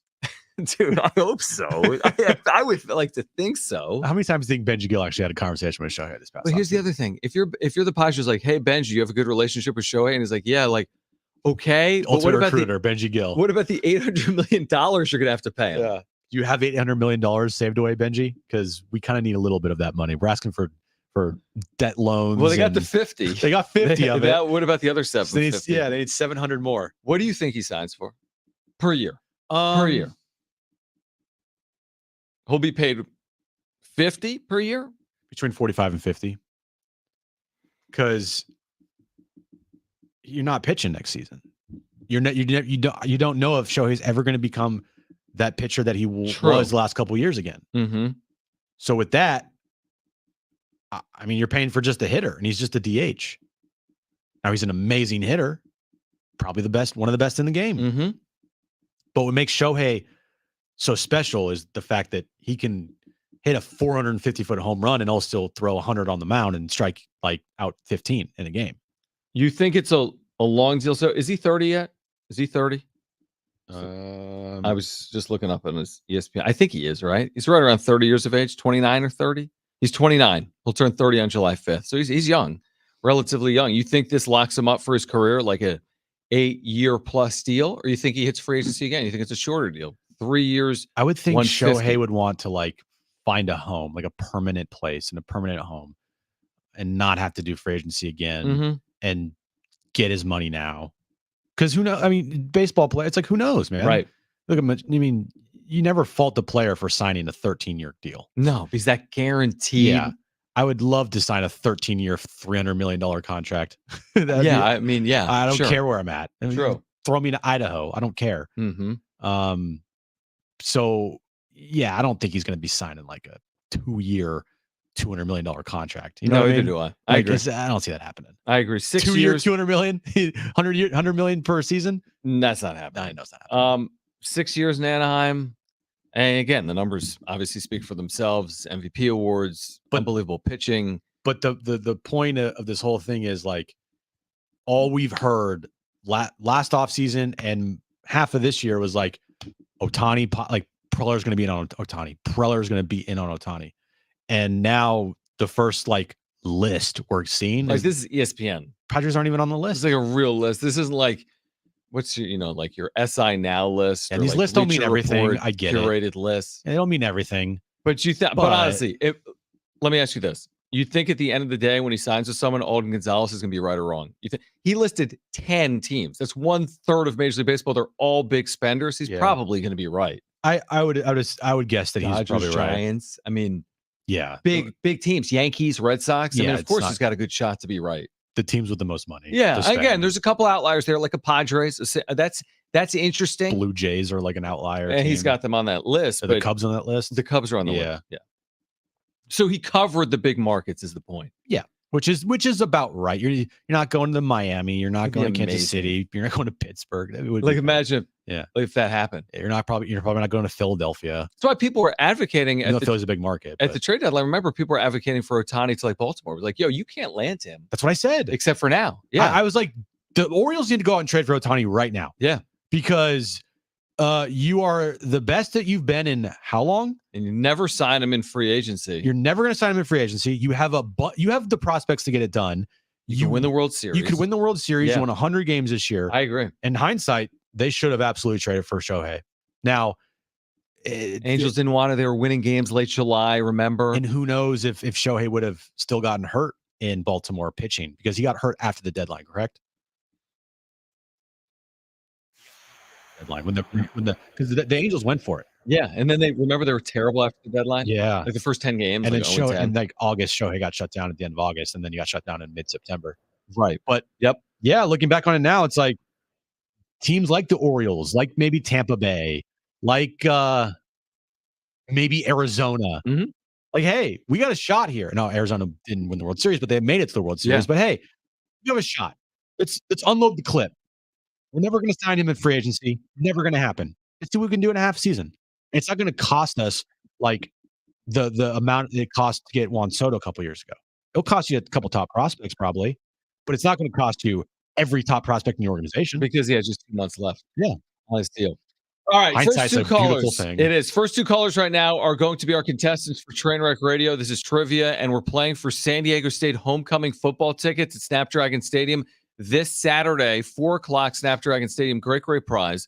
The number to call, 844-570-1360. First two callers will be our contestants for Trainwreck Radio. We're playing for a free pair of tickets to San Diego State, Utah State this Saturday at Snapdragon Stadium. Tickets are available at goaztecs.com. Again, the number to call, 844-570-1360. Mark Ziegler from the UT will join us at 5. Stay with us on Jon and Jim.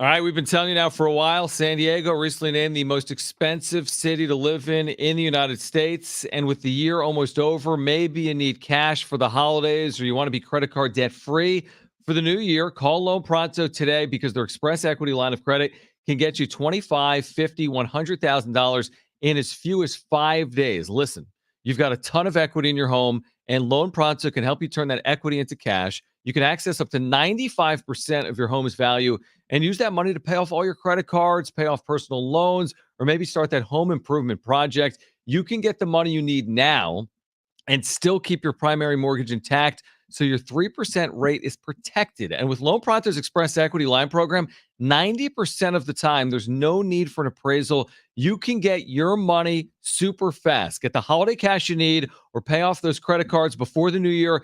Get yourself on solid financial footing before the year ends by calling Loan Pronto now. 619-207-4336.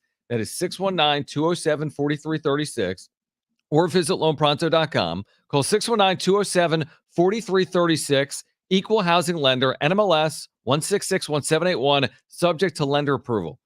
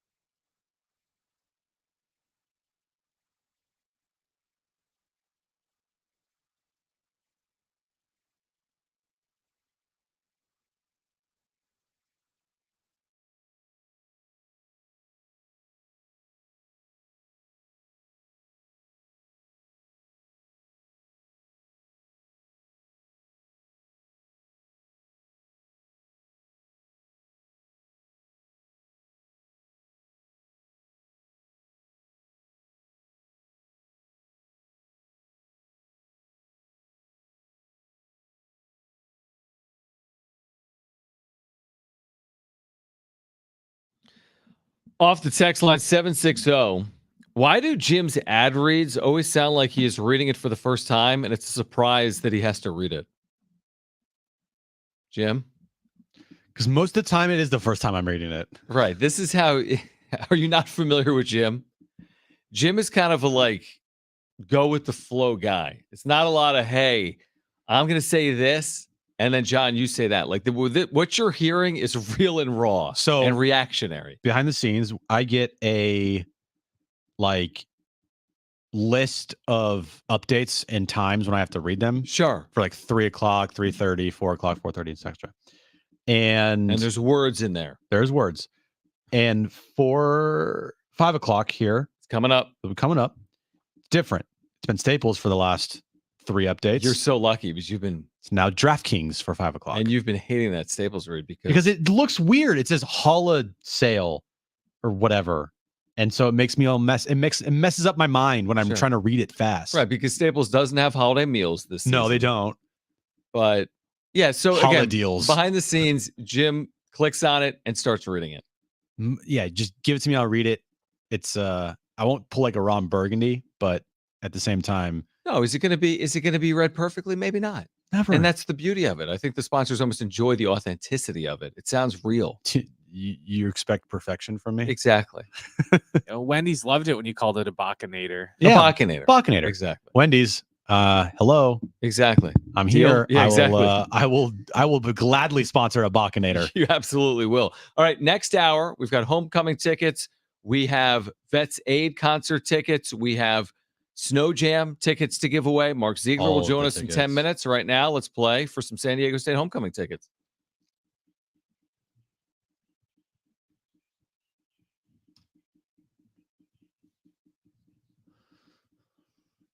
All right, 3 questions, 2 contestants, 1 lifeline. Today's 2 contestants, we have Jose and Austin. Jose, you called in first, so you have your choice of John or Jim. Who do you want to go with? Let's go with John. Thank you, Jose. All right. That means Austin, you get me, okay? All right, cool. All right, perfect. Brent, what is today's question of the day? All right, we briefly touched on it earlier that the 2024 World Series champion odds have been released by ESPN Bet. Today's question: who are the top 7 teams that have the best chance of winning next year's World Series per ESPN Bet? So we're looking for the top 7 teams with the best odds to win next year's World Series. All right. I like this question. Austin, you are up first. What is your first guess? And you do have your lifeline if you choose to use it. I'm going to go with the Braves. The Atlanta Braves on the list. Great guess. I'm sure they're close to the top of that list.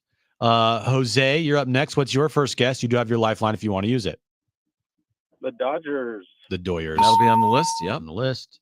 Austin, back to you, buddy. What is your second guess? You do have your lifeline if you want to use it.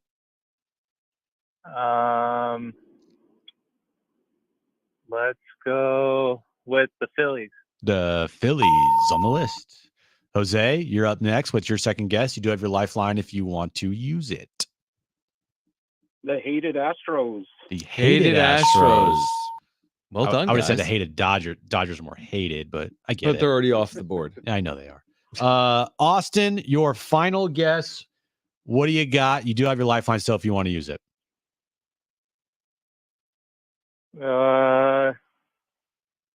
Go with the Yankees. The Yankees on the list. Wow. Did not Big expect market that. money. They're expecting them to do something big Yeah. in free agency. All right, Jose, you need this to send it to overtime. John is preparing if you ask him for a lifeline. Yep. What do you got, man? I was going to say the Yankees, but let's go with the Rangers. Can I do a repeat? The I defending like World that. Series champion Rangers. Yeah. That's pretty. They won the World Series. Yeah, you got to be in the top 7. Okay, now we're going to overtime. That's right. Yes, 3 for 3 on both contestants here. Brent, give us the rules of overtime and then the question. All right, how overtime works is I'm going to ask you a question. When I'm done asking the question, you're going to yell out the name of your partner today, either John or Jim. Don't yell out the answer. Whoever yells out the name of their partner first, you are going to win the game by getting the question right, or you're going to lose the game by getting the question wrong. You guys got it? Got it. Okay, today's overtime question. How many games did it take the Rangers to win the World Series? John. So I heard All John. right. So we heard John from everyone. So Jose, for the win, how many games? 5. That is correct for the win. Everyone was buzzing in with my name for some reason. John. Yeah, from like seven different voices. All right, Jose, congratulations. You're going to homecoming at Snapdragon Stadium this Saturday at 4 p.m. San Diego State, Utah State. Tickets are available right now at goaztecs.com. Goaztecs.com. By the way, honorary captain Saturday, Marshall Falk for the Aztecs at Snapdragon Stadium. So did we miss one team, Brent? There were 7 teams, There's right? one year missed. Okay, one team. Who do you think? Jim. I'll give you a hint. They have a crappy fan base. Crappy fan base. Tampa. Oh, okay. Correct. Wow. The Rays. 15-1, same as the Yankees. Do they have a crappy fan base, or they just have? Who knows? I don't know. Yeah. Now the Padres I are say crappy 16. fan base since they made the playoffs and And had nobody showed up. 19,000. Yeah. 19,000. Yeeks. Padres are 16-1 per ESPN bet. That is the 8th shortest odds to win the World Series next year. It's 16-1. Well, if they sign Shohei Ohtani and keep Juan Soto this offseason and re-sign Blake Snell and then re-sign Josh Hader, right back Then in it'll it, be baby. 1-16, not 16-1. Yeah. They'll just give him the World Series. AJ Preller looking for another off-season championship. No doubt. All right. On the other side, Mark Ziegler is going to join us. San Diego State basketball is days away. Monday night, Viejas Arena against Cal State Fullerton. The latest on Darion Trammell's health. The Aztecs getting set to repeat potentially as Mountain West champions, trying to go back to the NCAA tournament in 2024 as well. Mark Ziegler will join us on the other side. More Aztec tickets to give away, Snow Jam tickets to give away, Vets Aid tickets to give away as well. But Mark Ziegler from the UT, he covers the Aztecs basketball beat, will join us next to kick off hour 3 on Jon and Jim.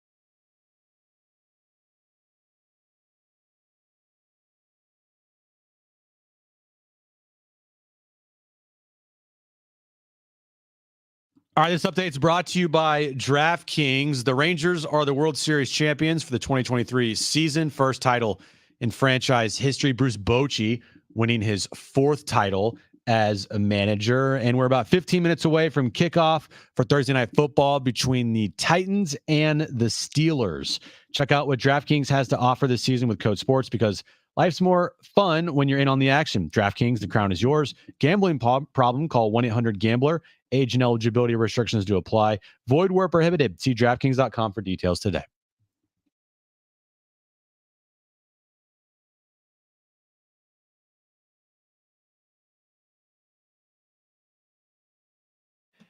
San Diego and Southern California, what's going on? Final hour of Jon and Jim. This hour, we'll give away San Diego State homecoming tickets, also Snow Jam tickets, Del Mar Fairgrounds, also Vets Aid concert tickets. So a lot of giveaways for you this hour. By the way, tomorrow, we have Aztec basketball tickets for the opener Monday night at Viejas Arena for our listeners. We'll be giving them away. Join us tomorrow beginning at 3 p.m. We're going to catch up with Mark Ziegler in a moment. He was at the exhibition on Monday night. Mm-hmm. We were not. No. So we'll get his impressions, the latest on Darion Trammell's health, and what lies ahead. Beginning Monday night with Fullerton, banners are going up. Did you see the social media from San Diego State? How many banners they had on that? 4. Social, they had 4 banners. Let me guess. Okay. The Mountain West regular season title. I'm thinking ding. The Mountain West Conference Tournament title. Ding. A Final Four banner. Ding. I'm thinking. And the other one, I think, here's my speculation. The other, I think, is an update to their tournament appearance banner. Oh, they have a banner that has like 2015, 2021, 2020. It just lists the years in which the team has made the NCAA tournament. My assumption is an update to that banner. Okay. Probably will also go up. Yeah. That's a lot of banners. That's a lot of banners. That makes sense. And then you got to turn around and get ready for playing Cal State Fullerton. San Diego State, by the way, listed today, I think, at DraftKings, a 14.5-point favorite. So, I mean, not a huge number. Bigger number, but not a huge number. They did beat Fullerton last year, 80-57. I think Fullerton was a game away from the NCAA tournament last year. Yeah, it's always tricky on like ring nights or banner nights to just like lock in from the jump. And hopefully they can do that against Cal State Fullerton. It's going to be a packed house. It's going to be crazy. Am I allowed in there or no? Okay, so I have an update on that. The credential request has been requested. I thought you were going to say it has been denied. No, that's right. You do hear that occasionally, don't you? Yeah, a lot. The credential request has been requested. The last time Jim was inside Viejas Arena, I don't even know when that was. I wasn't inside last year, but I was in the year before that. Okay, so 2 seasons ago. I went to a bunch of games 2 years ago. I didn't go to any game last year because you said I couldn't go. Because things were going well. Yeah. And I don't want you to ruin anything. You can't go inside. It's funny that we talk about me going to a game and jinxing them. I was this close. I don't know if you remember. I was this close to booking a ticket to go to Houston for the national championship game. Okay, so not for the Final Four, not for Saturday, but for Monday? For Monday. I kind of remember, but I don't fully. It was expensive though, right? At that last minute, it would have been the craziest. Oh yeah, you would have had to go through like multiple stops to get there. And it's like, okay, John, I need to have like a credential, which I had. Did you? Yeah, you told me I did have one. I might have been lying. Probably. And then also, how the hell am I getting back? Can I get on the charter? Am I not allowed on the charter? Would there be No, you're not going to get on the charter. Like it would have been your first game in like 2. Oh yeah, can Jim Russell come on the who? Just put him on the bottom. Just put him underneath the thing. Absolutely, we'll add him to the traveling party like 12 hours out. I remember you told me you're like, hey, you have a seat. I was lying.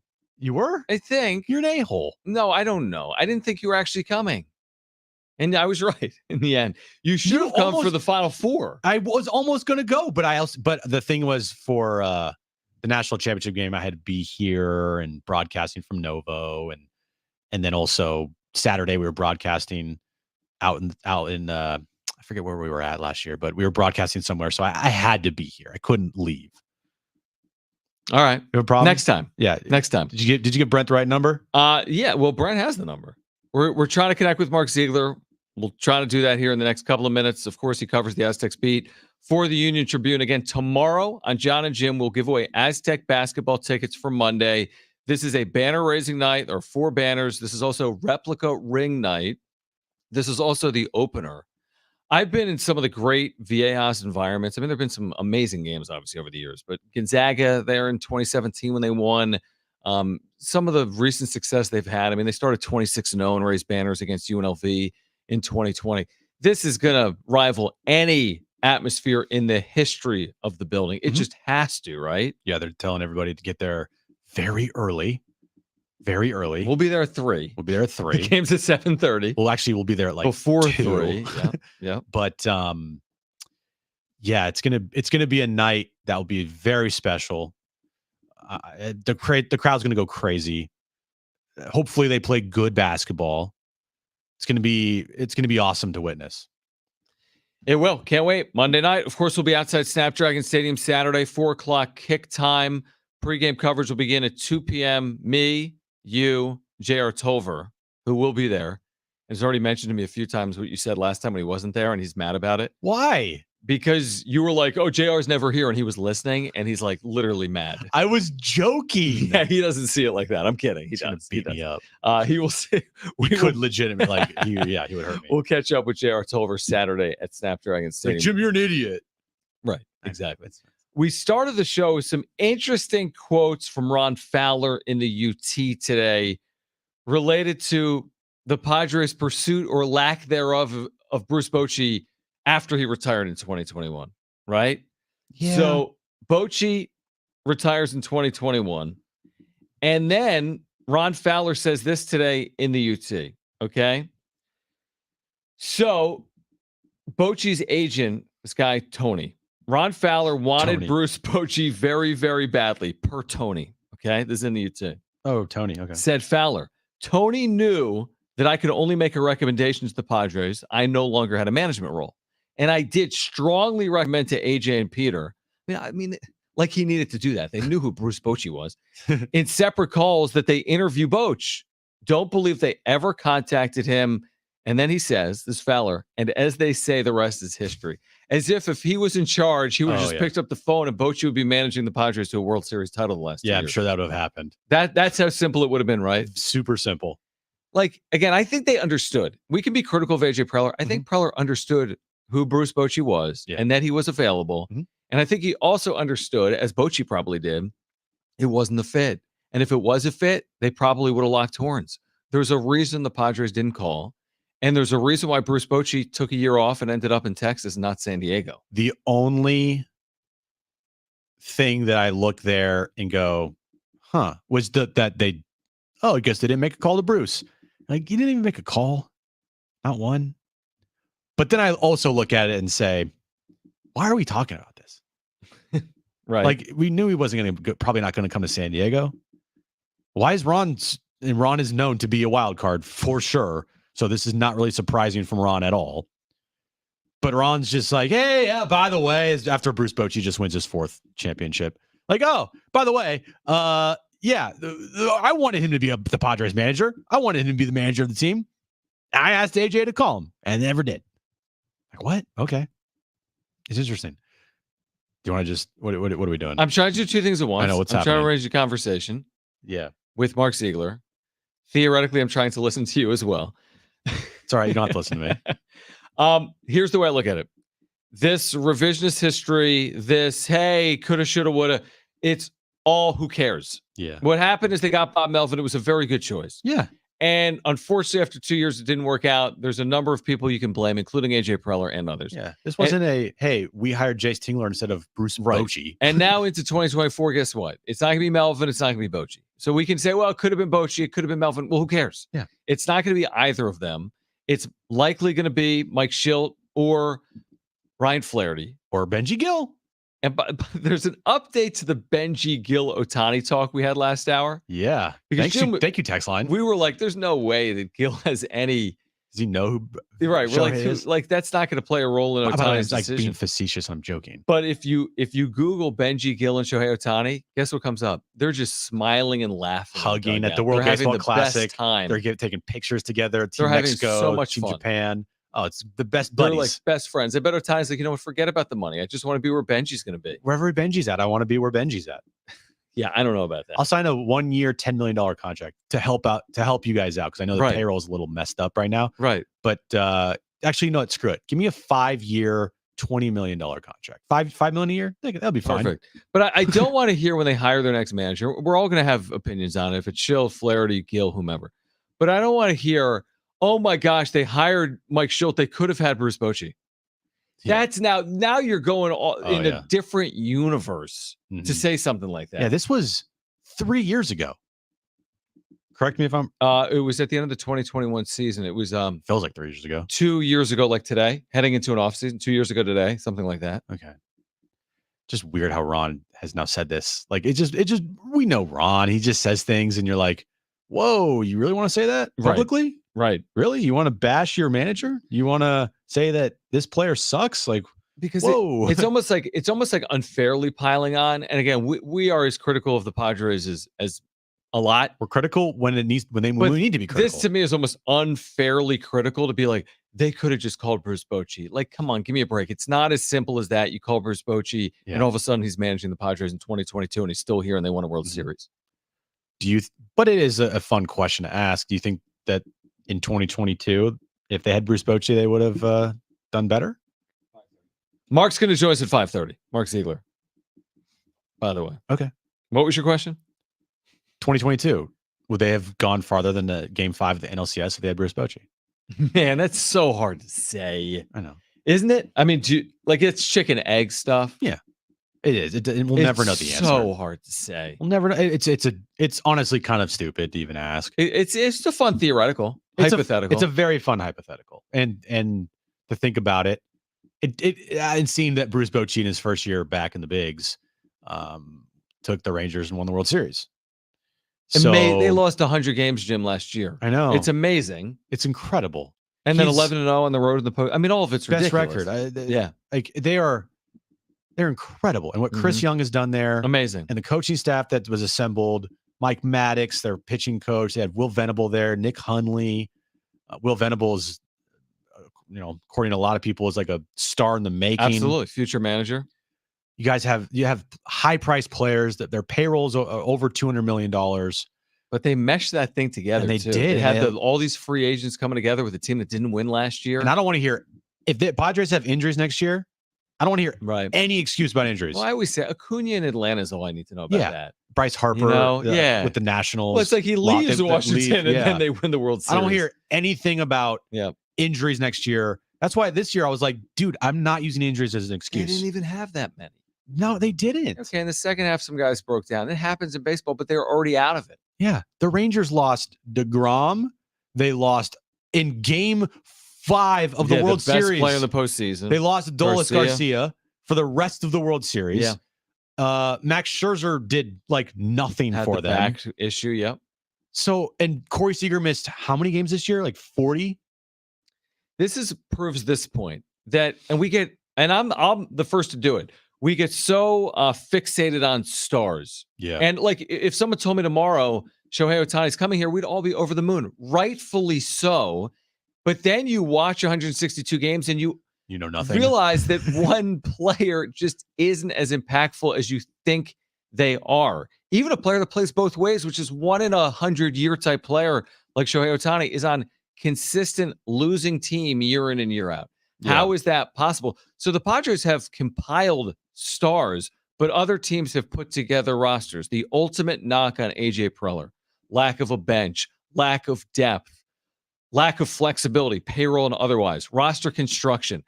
That's what matters. To your point, yeah, you can lose players, but it's about like the cohesive nature of a team coming together in big moments. You don't have to be the $300 million player. You just have to be the guy shining in those moments. And the Padres didn't have it in 2023. They just need to put together a more complete roster.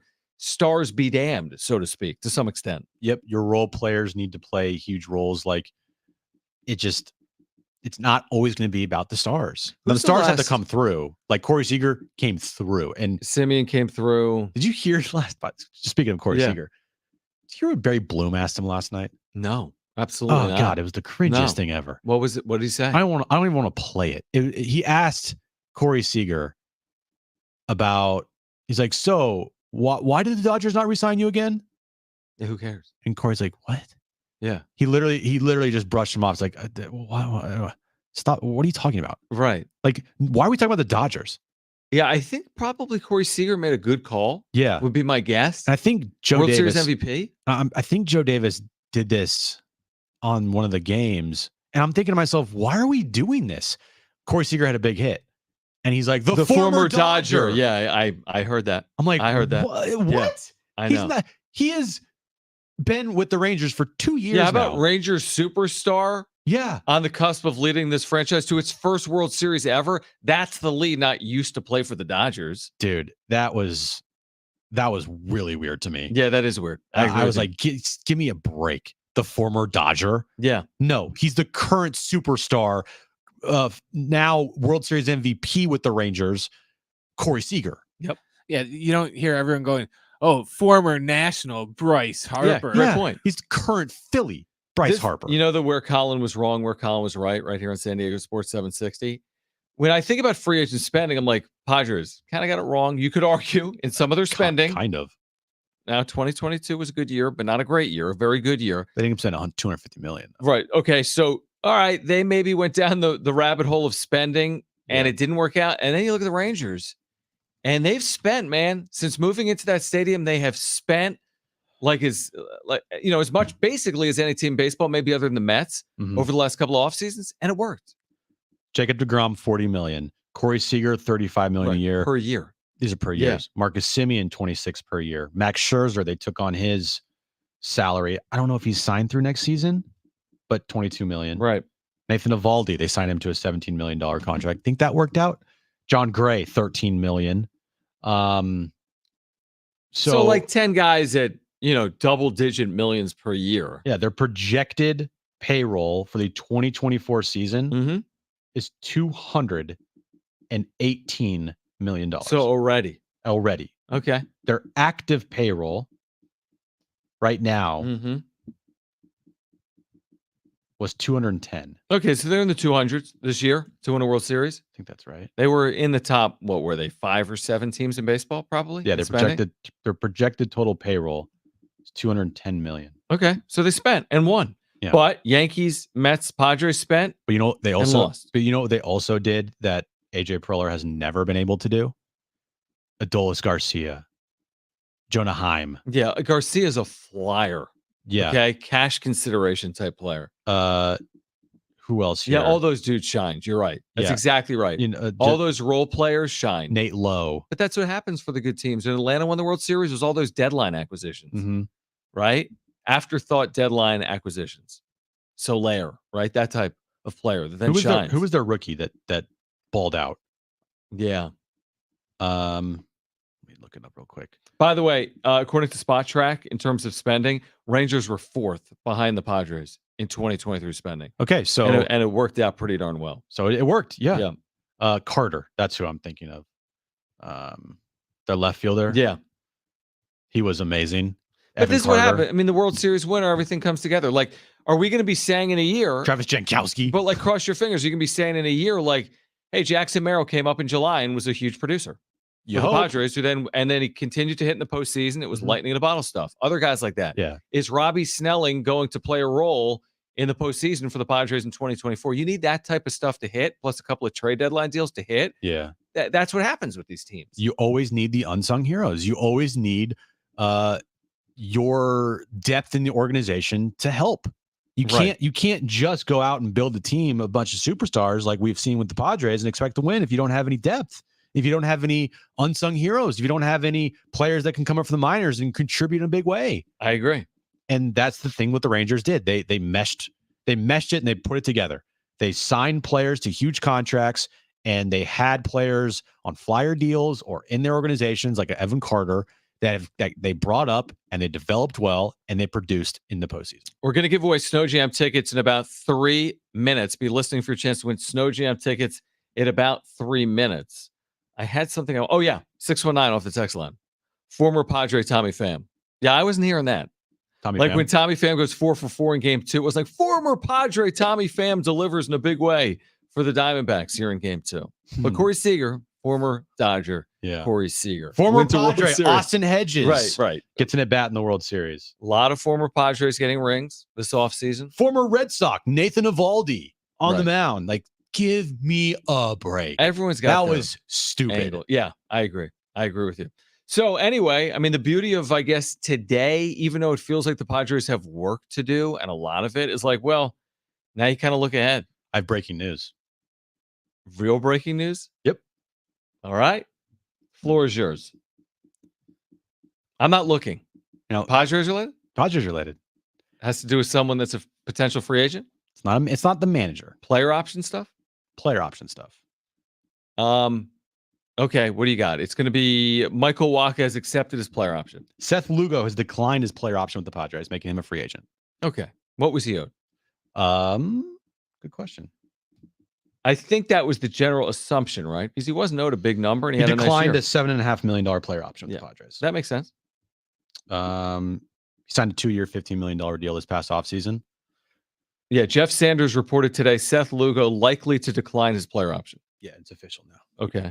He and then you have Wacha, who's owed a lot more. $16 million if he accepts. Yeah, it's a big difference. So Lugo thinks he get more than 7.5. He's probably right. Can Wacha get more than 16? Good question. And if you're Seth Lugo, I'm looking for a bigger contract for sure. 100%. And can the Padres do that? Probably not. That's why I'm saying that pitching is a priority for them, because while Seth Lugo and Michael Wacha were great finds, now you got to go out and try to find somebody just like them, and maybe at a lesser cost, because you have a lot of issues with your payroll.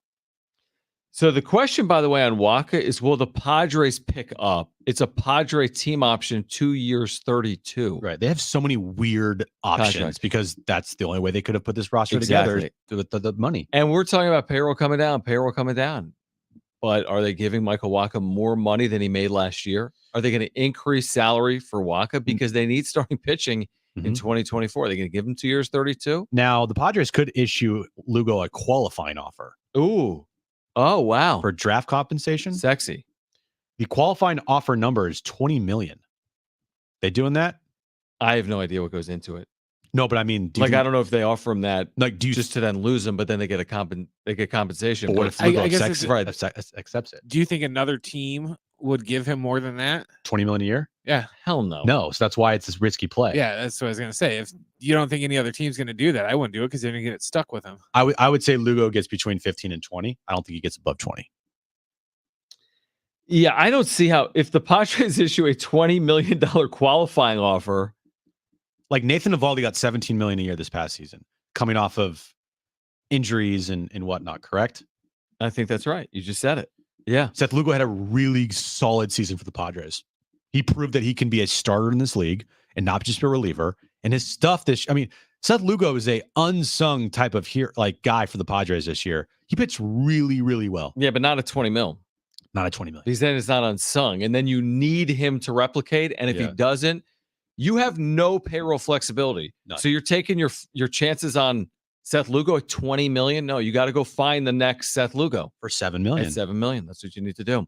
Mark Ziegler from the UT joins us on the other side. Call right now if you want Snow Jam tickets. Caller 4, they are yours. 844-570-1360. We've got a 4-pack of tickets to Snow Jam at the Del Mar Fairgrounds. 844-570-1360. Caller 4. This is November 10th to the 12th. An unforgettable event. Discover the extensive collection of alpine skis, snowboards, boots, bindings, gloves, goggles, and everything else you need for a fantastic winter season with competitive prices that rival online deals. You'll find the best prices right here, but that's not all. Snow Jam San Diego is an unbeatable value for your winter adventures. Don't miss out on this incredible opportunity. November 10th, get ready for an amazing winter experience at Snow Jam San Diego. 844-570-1360. Mark Ziegler joins us next.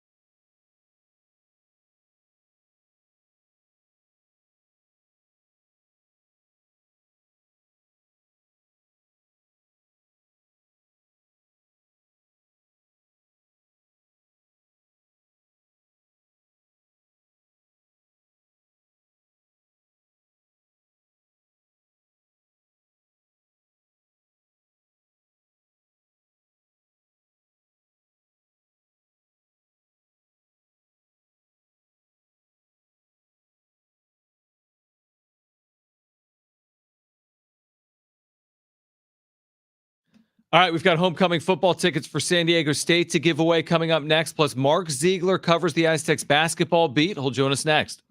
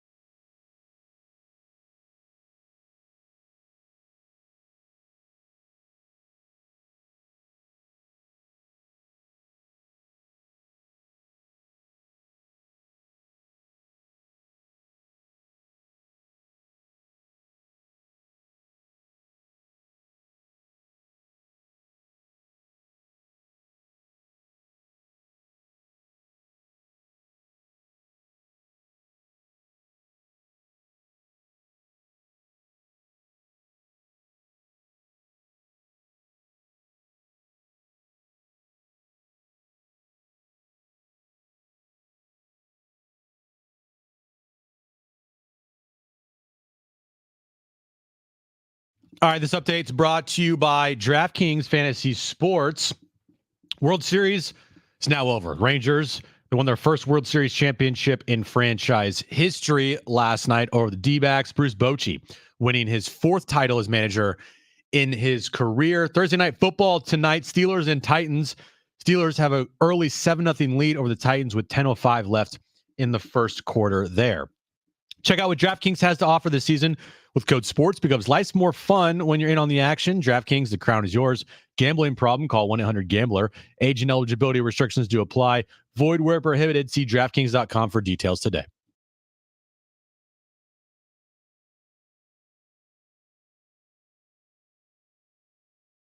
All right, coming up in 10 minutes, San Diego State homecoming tickets. We'll give away a pair. Tickets are available. GoAztecs.com. And again, tomorrow we have San Diego State basketball tickets to give away for Monday night at Viejas Arena, which is a good segue. Mark Ziegler has done such a good job over the years covering San Diego State basketball. Not much of an offseason with the team playing into April this past season.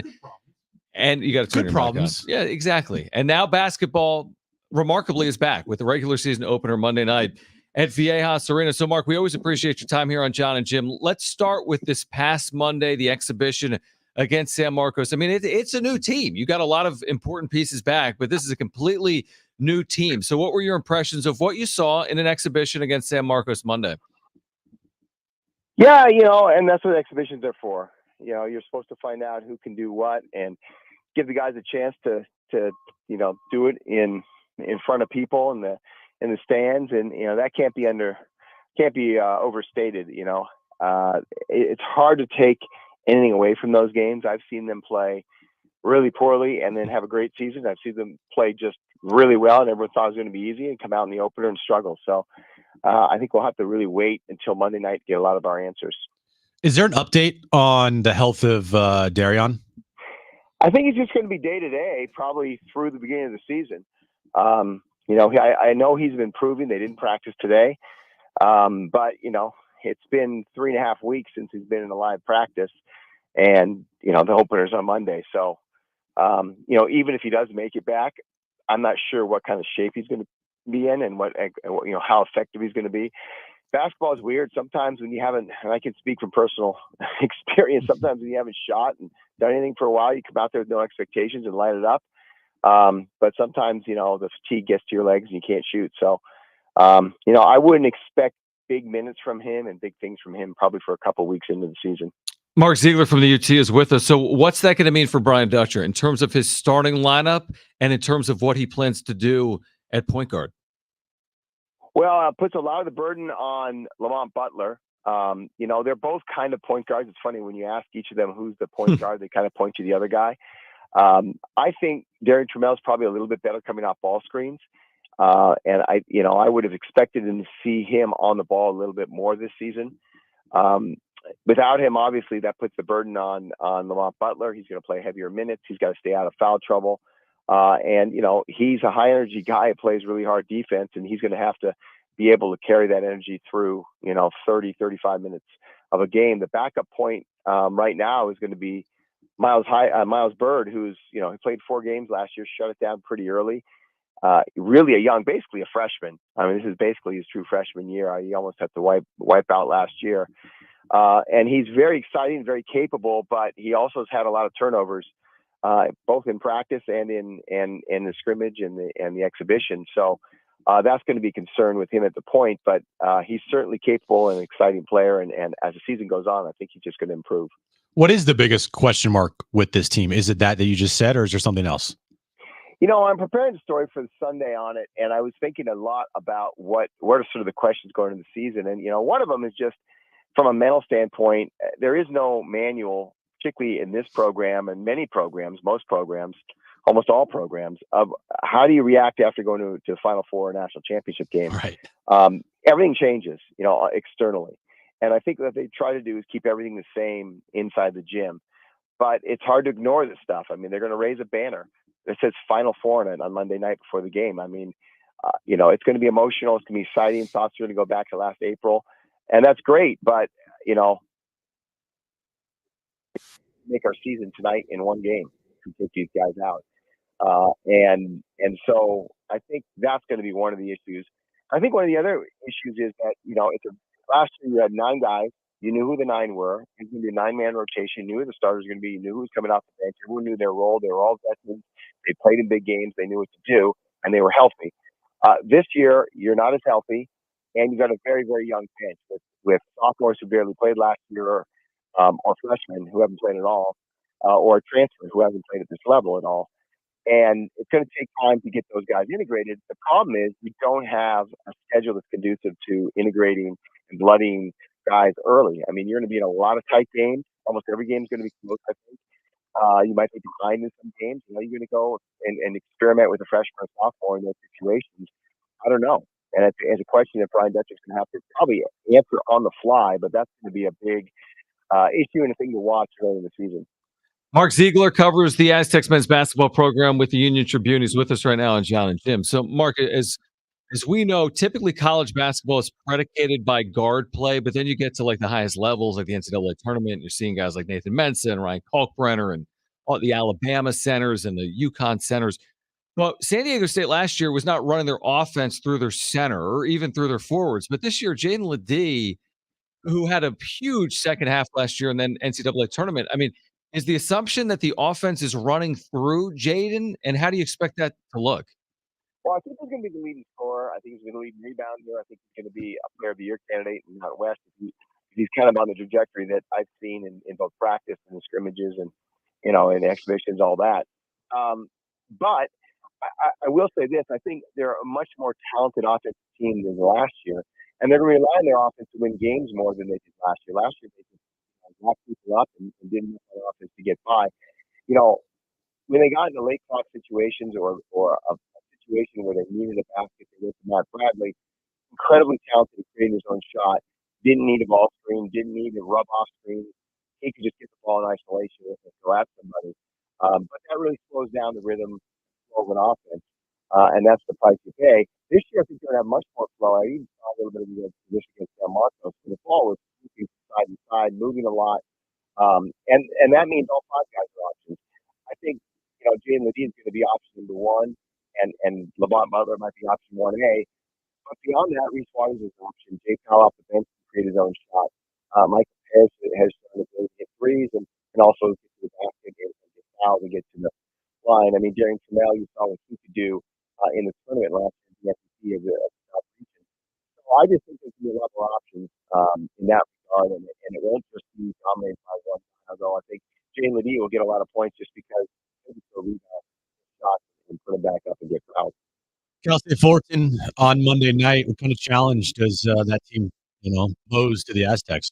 Well, this is why I think it's a really dangerous game. I mean, and obviously all there's no injuries to the unknown. Teams going to play, but you've got to add the additional layer of unveiling and the emotions that come with that.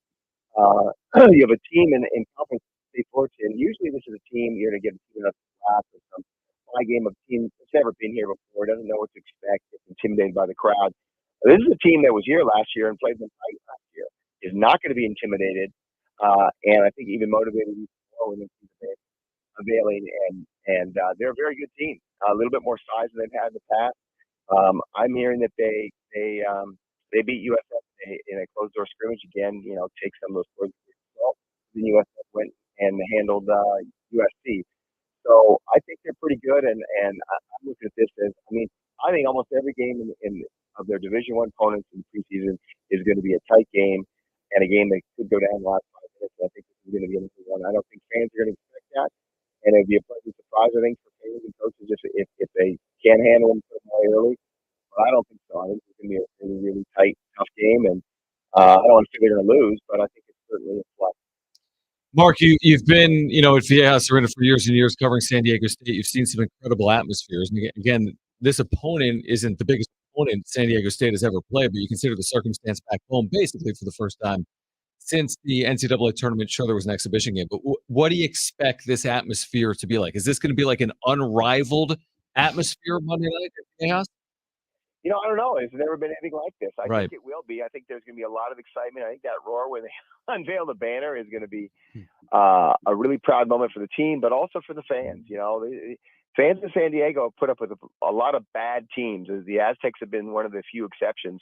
But through the years, through the decades, through the half century, not a lot of winning has gone on in that level. And in some respects, it's more impressive than making a World Series or Super Bowl. I mean, there's 30 odd teams in those leagues. Fewer actually, I think, when they did it. And in Division I basketball, there's 350 odd teams all trying to do the same thing. Yes, some of them aren't as resourced as others, but even among the resource group, there's 75 to 100 that have the resources to make that kind of run. That's really impressive when you make it there into the final two. And I think people are going to be super proud and excited. I think that's what's going to end in the end carry them on Monday night. Is just that energy in the crowd that's not going to allow them to lose. But it's you watch a lot of these ring nights in the NBA, and coaches tell you they're scared to death of ring nights. And it's the same sort of deal because you're thinking about last year, the time when you're supposed to be thinking about the task at hand. And it's human nature, it's really hard to separate the two. So I think there'll be some ups and downs games because of that, and because it's something that they've never been through before. I think Jaden Ledee said post game Monday, "Hey, what are your expectations for ring night?" I said, "Well, it's going to be a lot better of a memory if we win the game on Monday night." You don't want to take it out. Yeah, No. yeah, absolutely. Mark, we're looking forward to Monday. We'll see you out at Viejas Arena. Thanks for taking the time for us, and appreciate your coverage of Aztecs basketball. Thanks, Mark. Yeah, my pleasure. All right, Mark Ziegler from the Union Tribune. We have Vets Aid tickets to give away, by the way. We're going to do that on the other side of this break. We also have Jim's back page coming up. We have San Diego State basketball tickets to give away tomorrow on Jon and Jim. The head coach of Cal State Fullerton will join us tomorrow as well, Diedrich Taylor. Stay with us on Jon and Jim.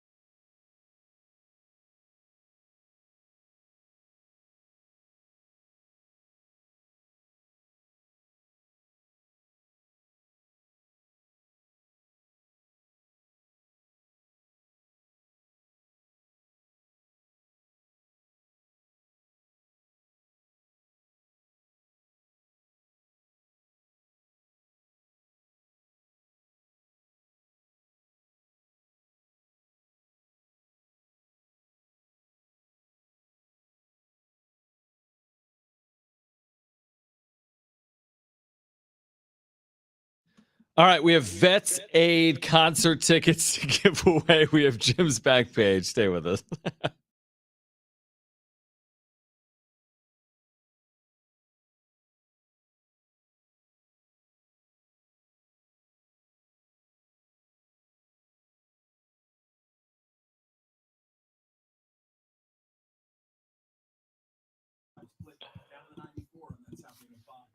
All right, Brouhaha. Thank you so much for the super chat, man. Appreciate it, man. Thank you for your membership. Hey, we need to do a member video, Jim. We do. That's great. Bruja, thank you. If you guys want to become a member, click join. If you want to support, click super chat, the $ below the chat box. Thank you. He says, I appreciate you guys. It's tough enough for me talking about this BS baseball team for 5 minutes with people I know and see every day. I can't imagine having to do it for 3 hours a day with strangers. Honestly, it's a labor of love. We've said this a lot. We enjoy doing this. Would I prefer that the Padres had just won a World Series last night as opposed to not have a manager? Yeah. Oh, no. What happened? Oh, no. What'd you do? I don't know. God. But no, we appreciate you, man. Whether it's the wrap-up show, Jon and Jim, we enjoy doing what we do. And we love talking to San Diego sports fans, Padres fans, Aztecs fans. So thank you, Brouhaha, for your support. Jim's eating Doritos. I'm hungry. Cool Ranch, I believe. Is it Cool Ranch? Cool Ranch. Cool Ranch. So thanks, man. We're excited for the offseason. And thanks for your support of the channel. We'll be back in a moment. Thanks, guys.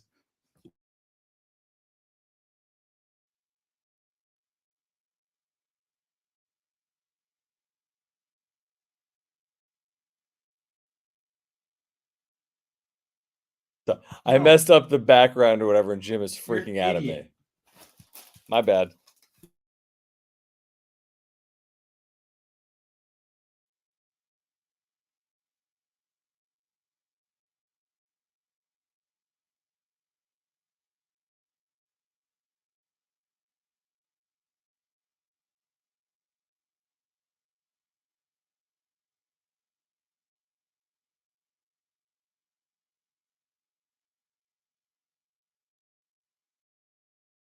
All right, let's give these tickets away to Vets Aid. This is coming up in just a few days, November 12th. We've got a pair of tickets right now to caller 5, 844-570-1360. 2 free tickets to see Vets Aid. This is at the North Island Credit Union Amphitheater, November 12th.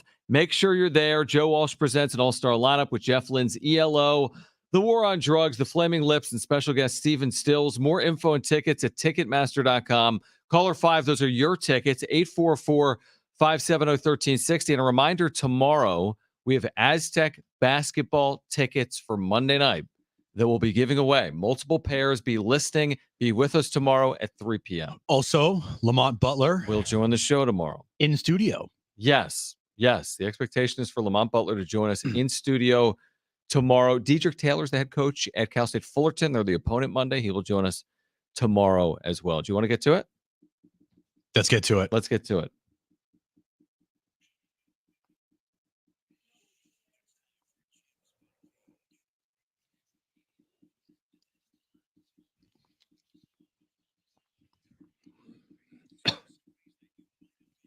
Call back in for Vets Aid because that guy thought they were football tickets. Oh, and now he okay. doesn't want them. So. Caller 5. All right, next caller then. Vets Aid tickets, 844-570-1360. Thank you, Brent. 844-570-1360. Call right now. So, Rangers winning the World Series last night, obviously, duh. On June 10th, when the Rangers weren't I think they were doing pretty well. I think the first half they were. August was the month where the Rangers really just hitting the tank. Shocker. Padres hitting the tank in August too. And the Rangers, won the World Series and they won the tank in August. But it also means because they played a good start of the year. Padres didn't. Anyway. Is that your back page? I digress. Okay. On June 10th, a bettor placed a $200 bet at Caesars Sports for the Texas Rangers to win the World Series. Yeah, what were the odds there? Pretty good. Crazy. Whoa, 33-1. He won $80,000. On 200? Yeah. Now it says here that the bettor placed a $200 bet that the Texas Rangers would win the World Series over the Diamondbacks. Oh, that's where you get the long odds. You get the That's where you get the long odds. Yeah. And he won $80,000 on a $200 bet. Wow. That's no, those are seriously long. I mean, how could you possibly bet that? Think about that. Like, what are the odds of that hitting? You should get more than 80 grand. Arizona, Texas, June 10th. Come on. What are the odds of that? 400 to 1. I think it paid, or whatever it is. Is that 40 to 1 or 400 to 1? Long odds. Yeah, anyway. Very long odds. So congratulations to you. You just won 80K. I would love to just place a $200 bet and be like, oh, I won $80,000. Yeah, me too. Most people would love that. Mm-hmm. Yeah, I love that a lot. That's how betting works when you win. This weekend at the Falcons game, John, tell me if you would eat this. Actually, you wouldn't eat this. I don't eat meat. Brent would eat it, but he's on the phone. Mm-hmm. A limited edition full rack of St. Louis style ribs. Here's the kicker. Yeah. It's stuffed with mac and cheese. How much is that? $35. That's not a lot. Right, because that's like a cool food experience. Like, look at this thing. Let me see it. Let me see how big this is. Oh, that is unbelievable looking. That is unbelievable. Look at that. It's a rack of lamb. Like, it's like, yes, like into a bowl. Yes, a bowl. And then you put the mac and cheese in that with some sea salt chips around it. Ooh. You know what I would do? I would eat the mac and cheese and then just give me the ribs. You can have the ribs.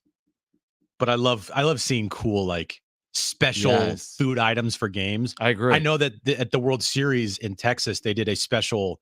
Is there like $100 item or something? Yeah, like a rack of let me see if I meat. can find it real quick. It's like $100. It's $99 or something. Yeah, it was like $100 rack of meat of some type. It looked great. And I think they sold out of it. It was $100. I can't find it. Anyway, you may have talked about it seriously on the back page. I think I may have. I think you did. Okay. Anyway, so moving on to our final story, John. Yeah. DiGiorno pizza. Yeah, like not delivery. It's DiGiorno. Right. They're releasing a Thanksgiving pizza with all the fixings on it. On Monday, the company, known for its frozen pizza, announced it would be releasing a limited edition Thanksgiving pizza. The DiGiorno Thanksgiving pizza delivers all the Thanksgiving favorites in one bite, no matter how you slice it. Thanksgiving pizza is outside. I don't hate it. Well, are we getting? I don't know. Gravy? I just caught the end. Is it like Thanksgiving pizza from DiGiorno's? Is it turkey pizza? Yeah, I think it's everything, right? Is it like gravy and turkey and cranberry? It says the Thanksgiving pizza will be sold online beginning November 1st, which was yesterday, through November 22nd. The pizza is approximately $11.23. That's it? AKA November 2023. Yeah, but what's on it? All the fixings of Thanksgiving sides. So you have turkey and turkey too. You have turkey, you have stuffing. Looks like you have sweet potatoes, you have green beans, you have cranberries, you have gravy. No cranberries. It's a lot. Is gravy going to replace the sauce?